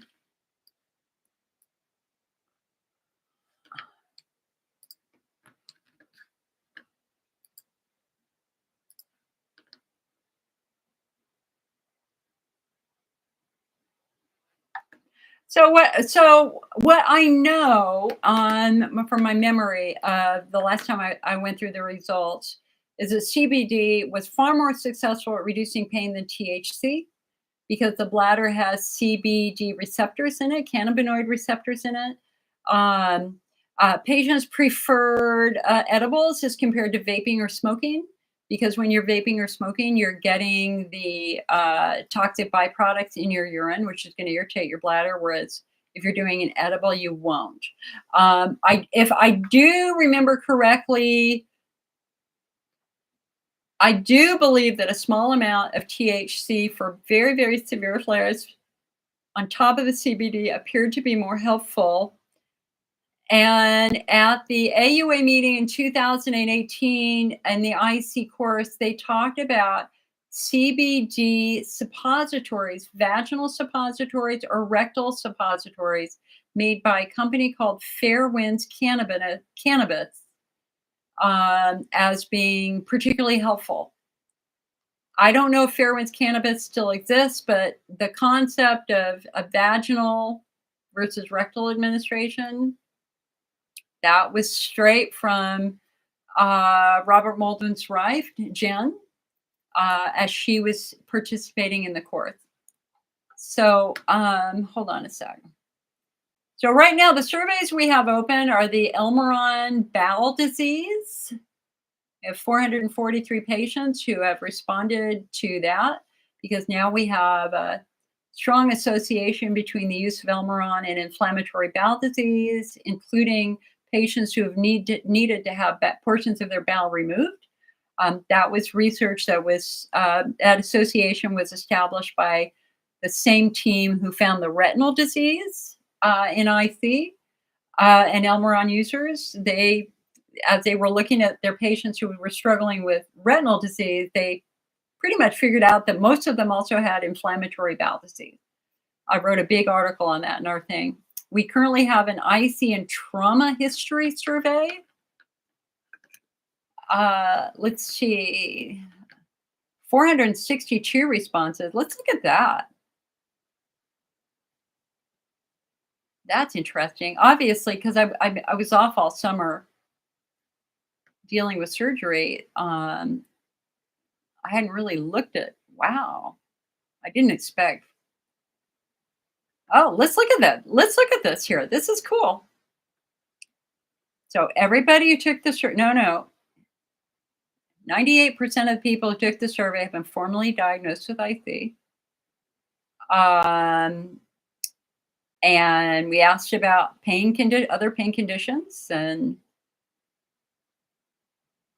46% of patients had IBS, 25% had vulvodynia, 25% had fibro, 36% had migraine, 40% had chronic low back pain, 24%. Wow, this is a good survey.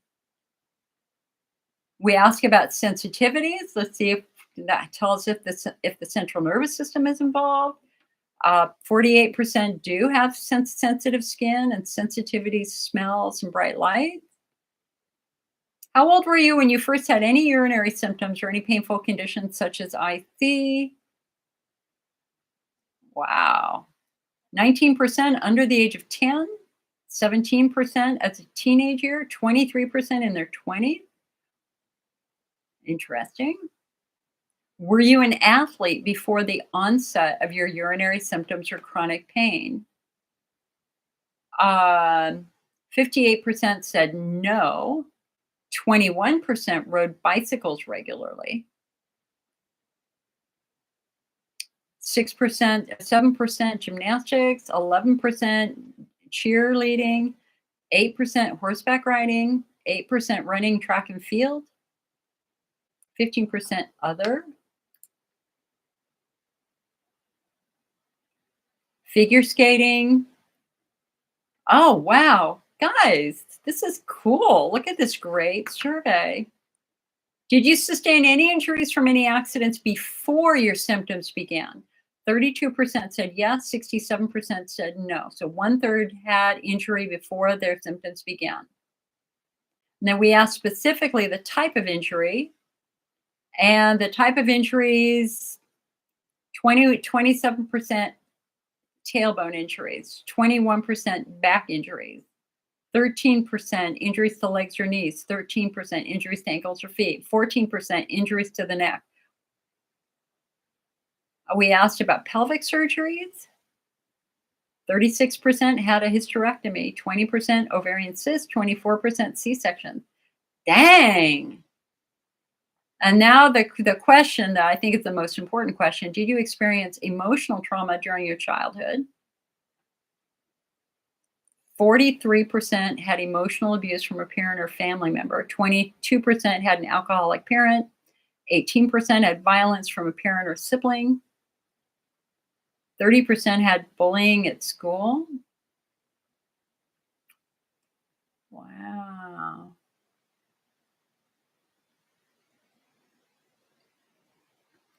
And only 16% do not have anxiety. Everybody else in this group has moderate to severe anxiety disorder. Do you believe that trauma had a lasting impact on your mental or physical health? 74% said yes. Most of those patients have worked with healthcare to address the trauma.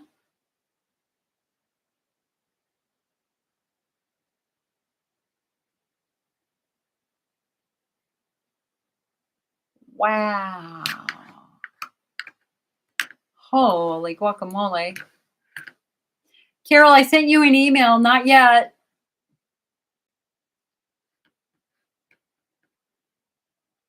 I talked with them, but they said they were going to put it in writing for you, but they haven't done it yet. And I called them back on Friday. I wanted it in writing.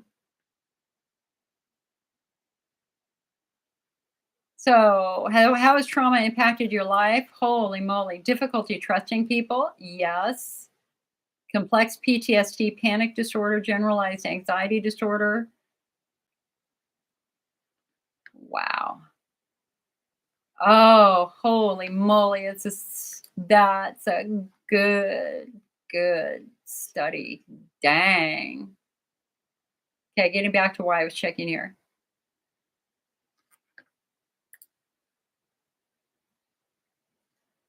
Medical marijuana and IC, 665 responses. So let's go through that real quick. So we're the only one who's done a study on medical marijuana and IC. And this study has been going on for years. So have you used medical marijuana in the last 6 months to help improve your symptoms? 77% said yes. Did medical marijuana help improve your symptoms? 17% said that made their symptoms go away completely. 64%, their symptoms went down by 50%. 13% said their symptoms went down 25%. Only 4% said medical marijuana did not help my symptoms. And 9 people said medical marijuana made their symptoms worse. And that's probably because they were smoking it. Okay, did medical marijuana reduce your urinary frequency symptoms? Yes, 16% said it completely improved. 38% said it got better by 50%. 24% said it got better by 25%. Did medical marijuana reduce urgency? Yes, in almost 80% of patients. Did medical marijuana reduce pain? Yes. And 32% said their pain was completely resolved with medical marijuana. 50% said their pain reduced by 50%. Did it improve pelvic floor tension? That's very interesting. And the answer again was yeah. Yeah, the 88% of patients reported that their pelvic floor tension improved with medical marijuana. Did it improve sleep quality? Yes, in 94% of patients.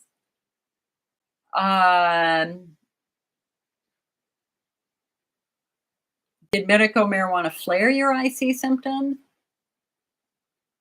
Most of those answers were no. Here somebody said, vaping makes my bladder burn. The urgency and urethral pain is lowered or even gone, but my bladder is on fire. And then she said, "Good day, farm full spectrum watermelon gummies give me an icy belly, inflammation, and gas pain." Um, Most people are saying no, absolutely not. Here's one person said it gave them more frequency urgency. Somebody said some edibles flare my bladder, but it's probably from the other ingredients besides the cannabis, like artificial colors and sweeteners and acid. Well, isn't this going well?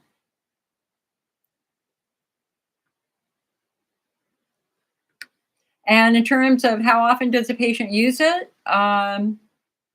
37% said daily, 25% said once or twice a week, 10% said monthly, 11% said once every few months, and 13% said they prefer not to. Do patients use it to manage their icy flares? 74% said yes.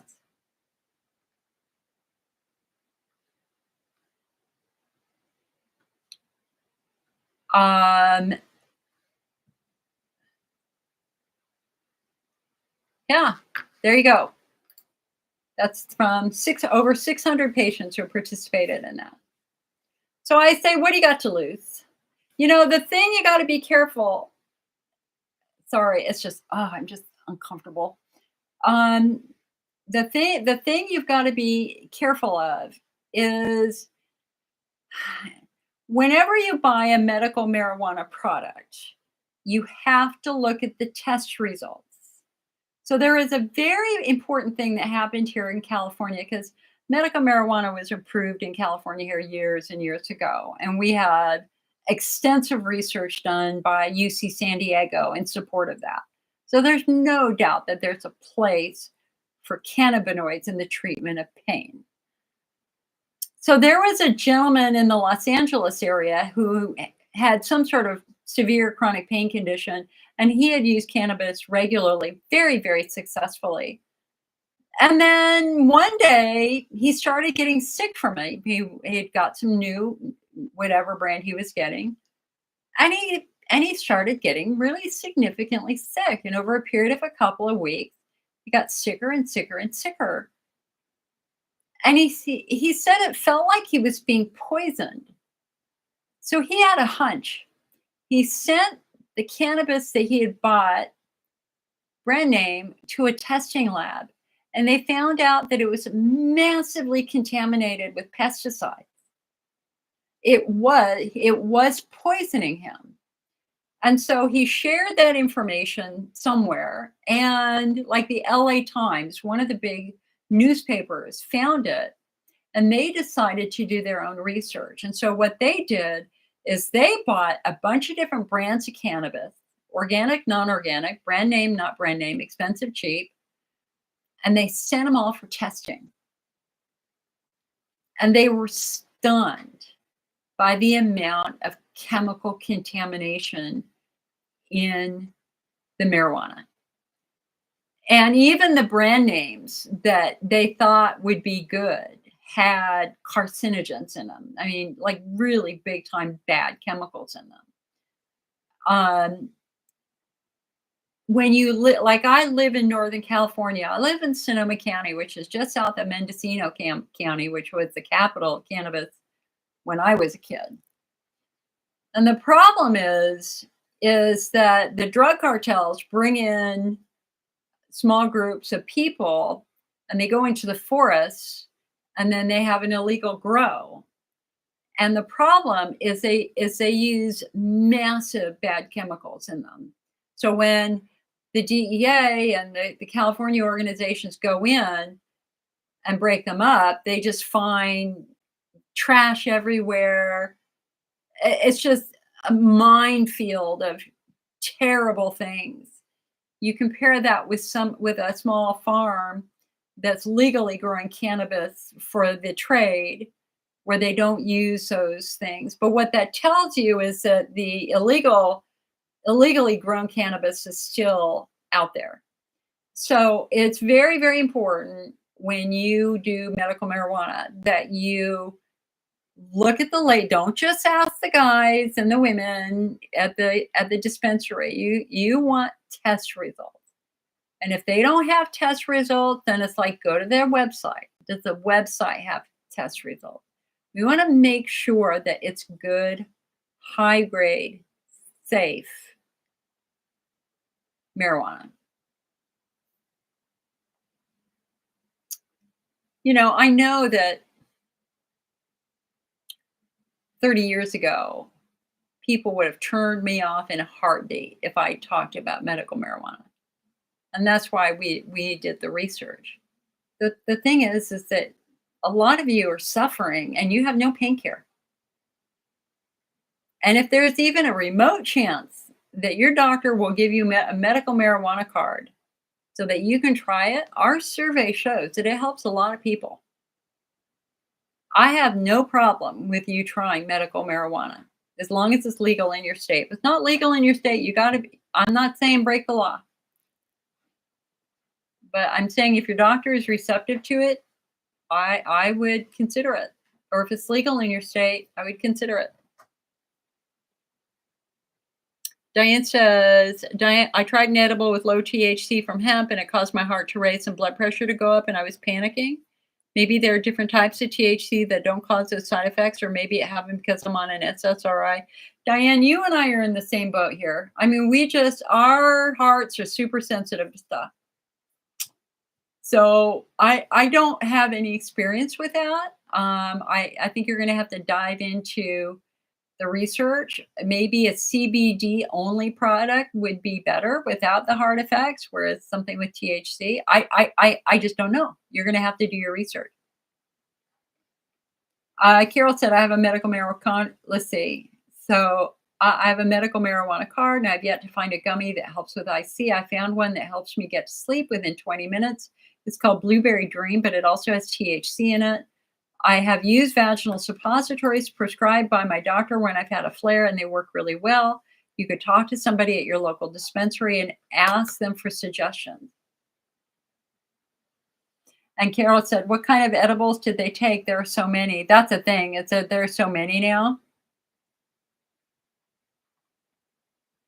There are so many. I think gummies are the way to go as long as they don't use artificial sweeteners and citric acid and artificial flavors and stuff like that.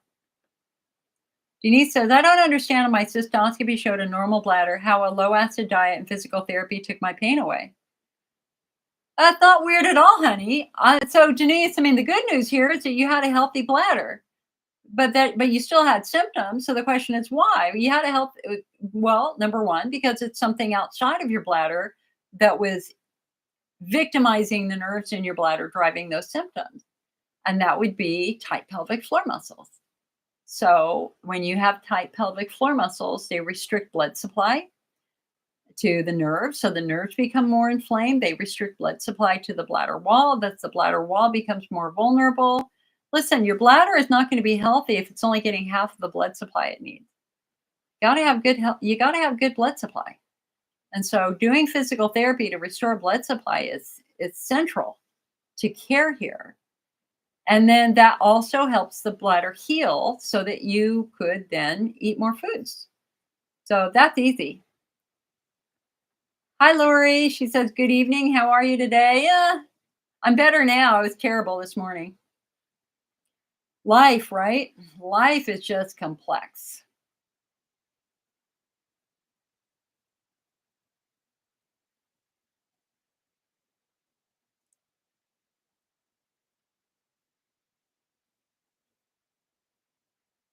Judy says, my husband and I are going on a long road trip from Washington to Palm Springs. What seat cushion would you recommend?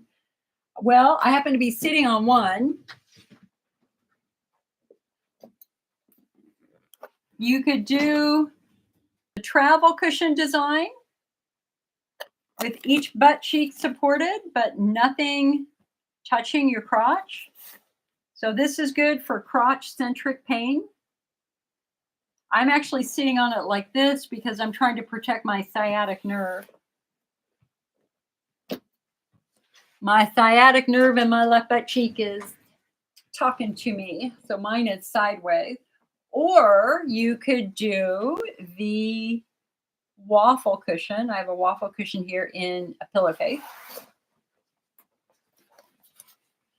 This cushion is great if you have pelvic floor pain, glute pain, stuff like that. So this is the cushion I would normally be sitting on every day. The challenge with these cushions is if you have a cat and they jump on it, they will puncture it, and once it's punctured, it goes flat and you're done. So these will really only last 6 months if you're lucky before they eventually get punctured. But for glute pain, pain around your sit bones, anything at all like that, this is the waffle cushion. This is the way to go. So you can find these cushions in the IC Network shop, icnetwork.org. Just click on shop.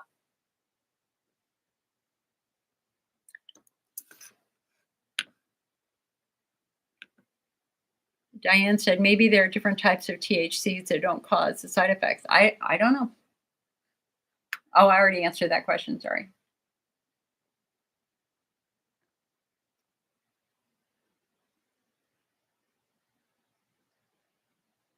Becky, I want to thank you if you're still here for sharing that you're a breast cancer mentor. I will be contacting you. We need IC mentors. We need a new gang of IC mentors. What a great idea. Now, because most of the support groups are gone, I don't know of any in-person support groups that are meeting now. They all died during COVID.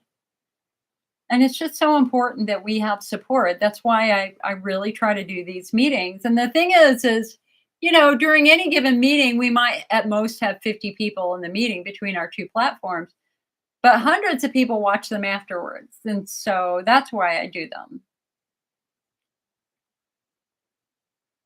Because I want you to not feel like you're alone in this journey. You're welcome, Denise. All right, guys. Well, shock of shocks, we've been going for almost 2 hours. I thought I had 30 minutes in me, and it's been 2 hours. So that's good.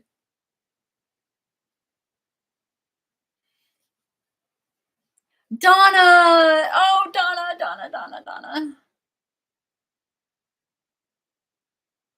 Call me. I've been thinking about you a lot, and I hope that you're okay. Also, I want you to send prayers to I'm not going to say her name, but we have another IC patient who is in a very, very, very difficult place right now because she's got a progressing prolapse and she's really scared.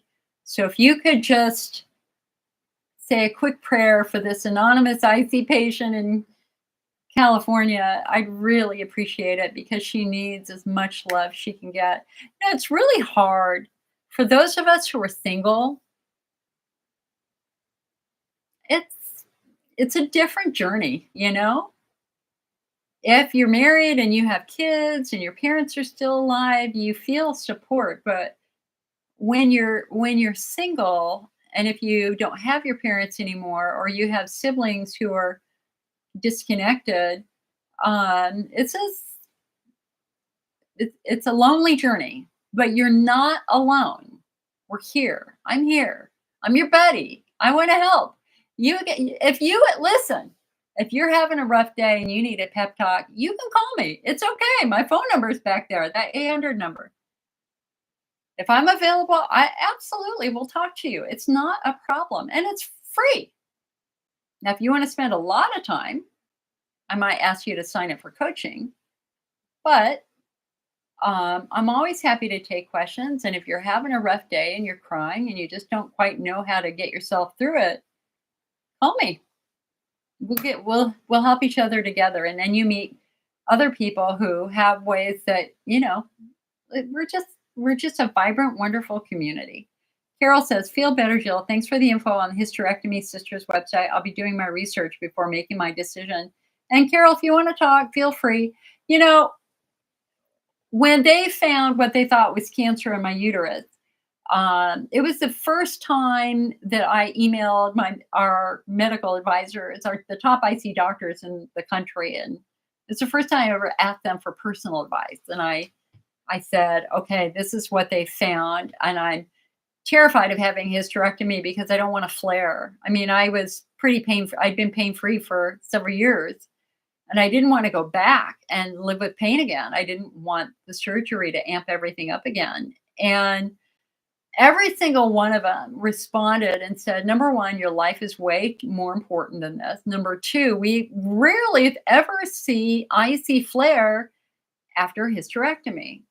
And my bladder did not flare, but my pelvic floor muscles definitely took a beating. And I needed physical therapy afterwards for sure. But I have no regrets about having that hysterectomy. I felt that it was the right decision at the time. And it turned out I had precancer. Interestingly, though, so I had complex endometrial hyperplasia with atypia. Atypia cells become cancer cells. And the biopsy showed it was just starting to grow something, but it hadn't finished making it. It was like the pot was stirring for cancer, but it hadn't formed anything yet. Or it was like it just hadn't gotten quite that far. And I remember like 6 months afterward, I had a doctor say to me, "You can go back on your estrogen." And I said, "Now wait a second. I just been through a year of hell dealing with this. Is there any chance that I could get breast cancer? Since I had the cells that got turned on by estrogen in my uterus that would have become cancer, is there any chance that it would happen in my breast?" And the doctor said, "No, don't worry about it at all. Go back on it." Because I felt good on oral estrogen.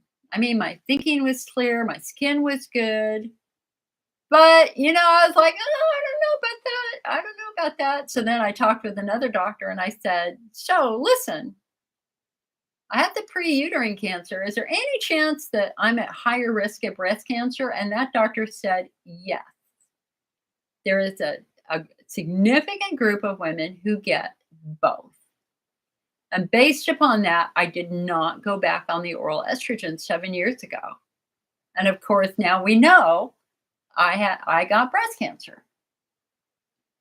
And I shudder to think of where I would be now if I had been taking oral estrogen for the last 7 years.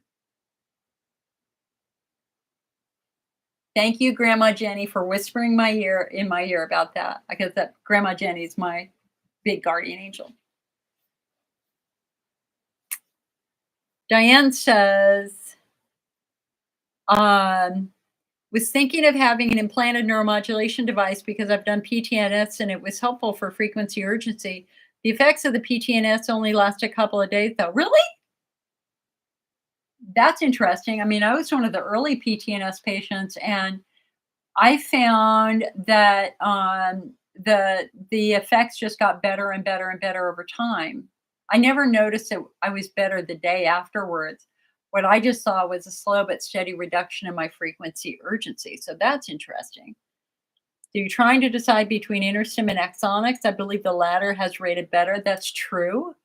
I know I still need to do the diet, pelvic floor, manage my overstimulated nervous system. Me too. I just need Axonics Neuromod to help with the frequency because I'm awake 5 to 8 times a night and I'm exhausted.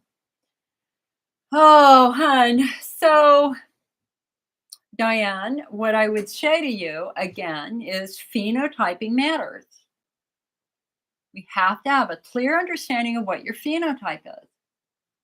Because if, for example, your frequency urgency is caused by estrogen atrophy because the mucosal layer in your bladder has gotten too thin and the nerves are basically exposed and being irritated by urine, then therapeutically, the InterStim or neuromodulation is not going to fix that. What's going to fix that is something that will improve that mucosal layer.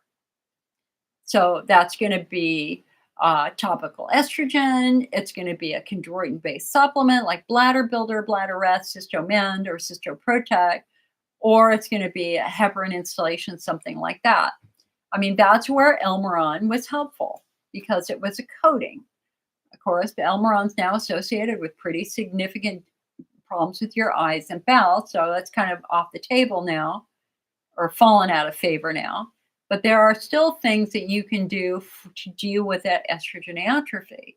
So I think it's really important to try to do a deep dive on your phenotype first before you agree to have the surgery, because I don't want you to spend all that money on something that might not help. Number two, surgery is not without serious risks, especially interstim, where there are thousands of adverse event reports with it, including fatalities. I don't know the exact number, but I can show you where to read them. And I would encourage you to go to the FDA database, the MAUD database, and look at the most recent adverse events that have been filed with both. We can do that right now if you want. We can look at that right now just to see where we are with the latest adverse events. Carol said, should I go on hormone replacement therapy after a hysterectomy? I've already been through menopause. No, you shouldn't. But topical estrogen and estrogen cream would at least help that skin, you know? But if you're over the age of 60, oral estrogen is not recommended. The risks outweigh the benefits. And of course, there's always a greater risk of things like breast cancer. Okay, so let me go to, let's go to the FDA database for interstim. And let's just see what's been filed in the last month. They tend to be rather stunning.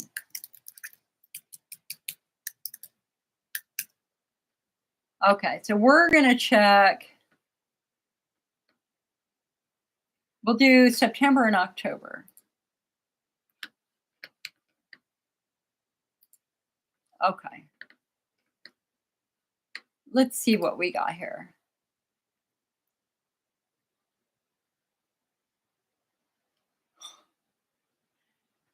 $10 pages of 10 reports each, and that's just in a 60-day period for interstim adverse events. So let's take a look at this. First one, injury. Information received from a patient who was implanted with an implantable neurostimulator for urinary dysfunction and sacral nerve stem and GI and pelvic floor therapy. It was reported that the patient mentioned historical information regarding an issue with the leads after implant. They stated that the healthcare provider had left old leads in and then ended up needing to replace them. Well, okay. That's what they used to do. Let's go to the second one. Malfunction. Information was received from a manufacturer representative regarding a patient who was implanted. It was reported, let's see, met with patient today who was having some charging issues. It began a couple of months ago. Patient said they'd been charging diligently, that it wasn't charging properly, yada, yada, yada, yada. Okay. We're just going to look at a couple of these, and then we'll do the other one. Here's an injury. Information was received from a patient who was implanted. It was reported that they had chest pain on Saturday and had to go to the hospital on Sunday. Patient said they could not get an EKG until they turned the therapy off to confirm it was not a heart attack. Patient said the EKG confirmed not a heart attack, but wonders if the implant could cause chest pain. Actually, there are other cases that are similar to that, including one case where a heart beat in time with the device. The patient stated that when they turned the device off, their chest pain went away. Okay. So there are hundreds and hundreds of reports you should go through. And you'd have to give me the brand name for Axonics.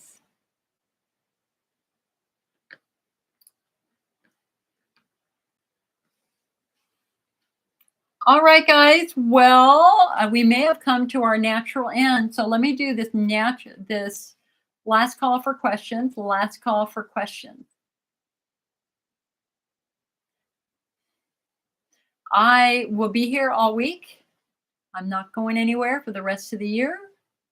And so for those who want to call, I should be around.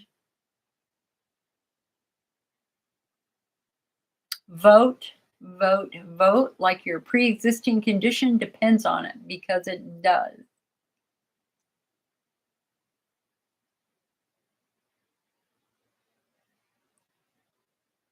Last call for credit. So axonics is the okay. Hold on. Let me look.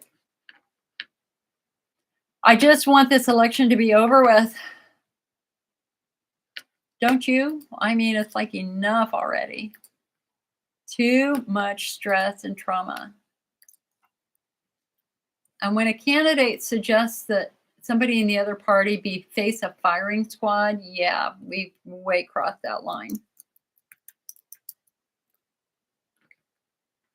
Some crazy talk there going on.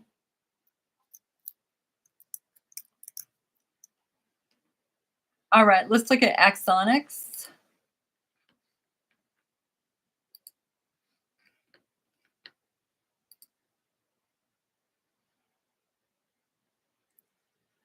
Okay, so so axonics, we've got 40 instead of 100. There's 40. So let's look at what axonics. Patient underwent a lead revision surgery due to migration. That's the first one. Patient had an explant due to migration, which means the device or the leads moved. Another lead revision surgery. Another explantation due to lack of efficacy. Revision surgery due to migration. Revision surgery due to implant pain. The lead introducer broke off inside of the patient. Here's a lack of effect.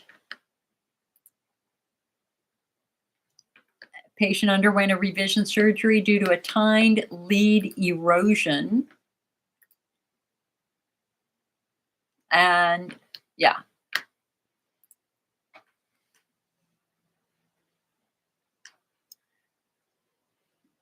Donna already voted. Me too. Me too. You know,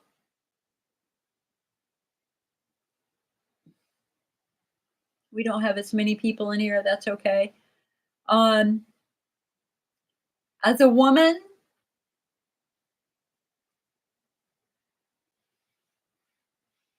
I have never felt a more important election than this election.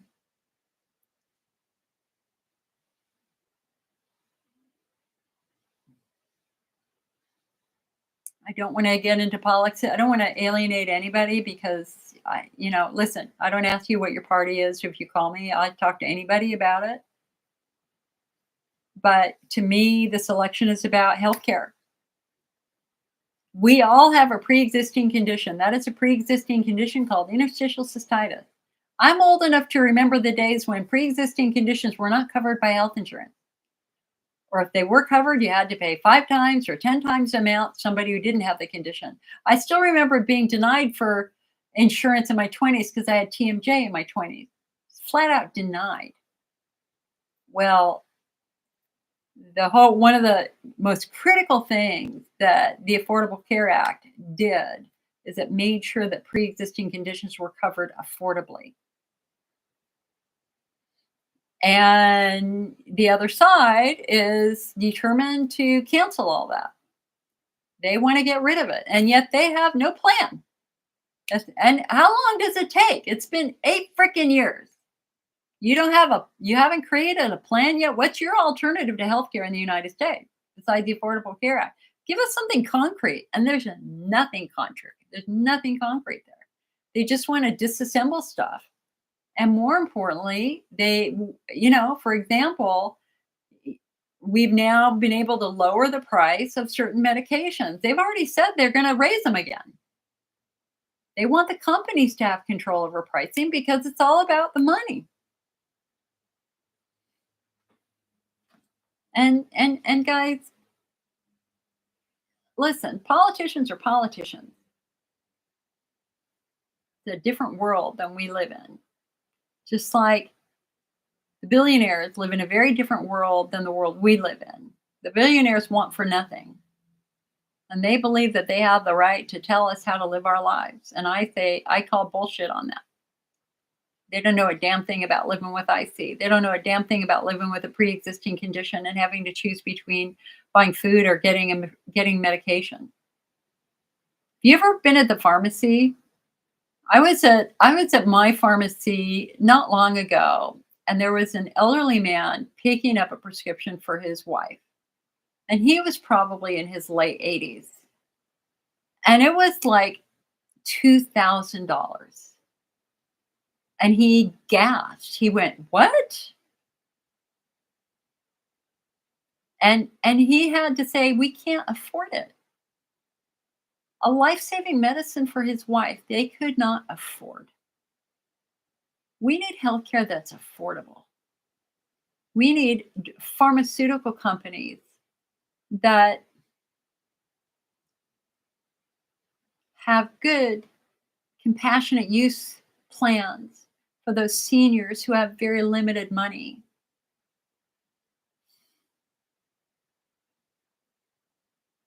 One party wants to expand that, one party wants to take that away. And I guess last but not least, I just have to say that right now they're finding the truth is very, very difficult. Very, very difficult.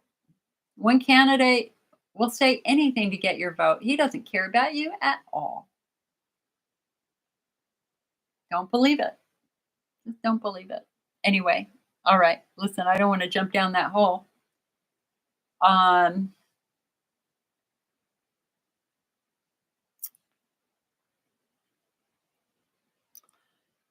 The stress is real.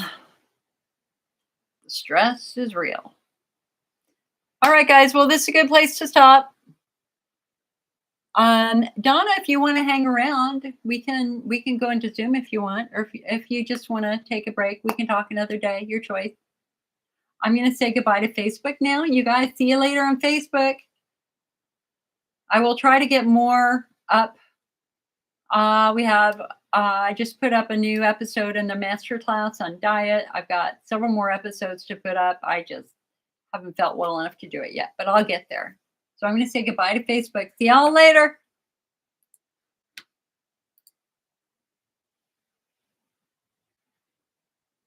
All right, YouTube. Be well, my friends. Be well.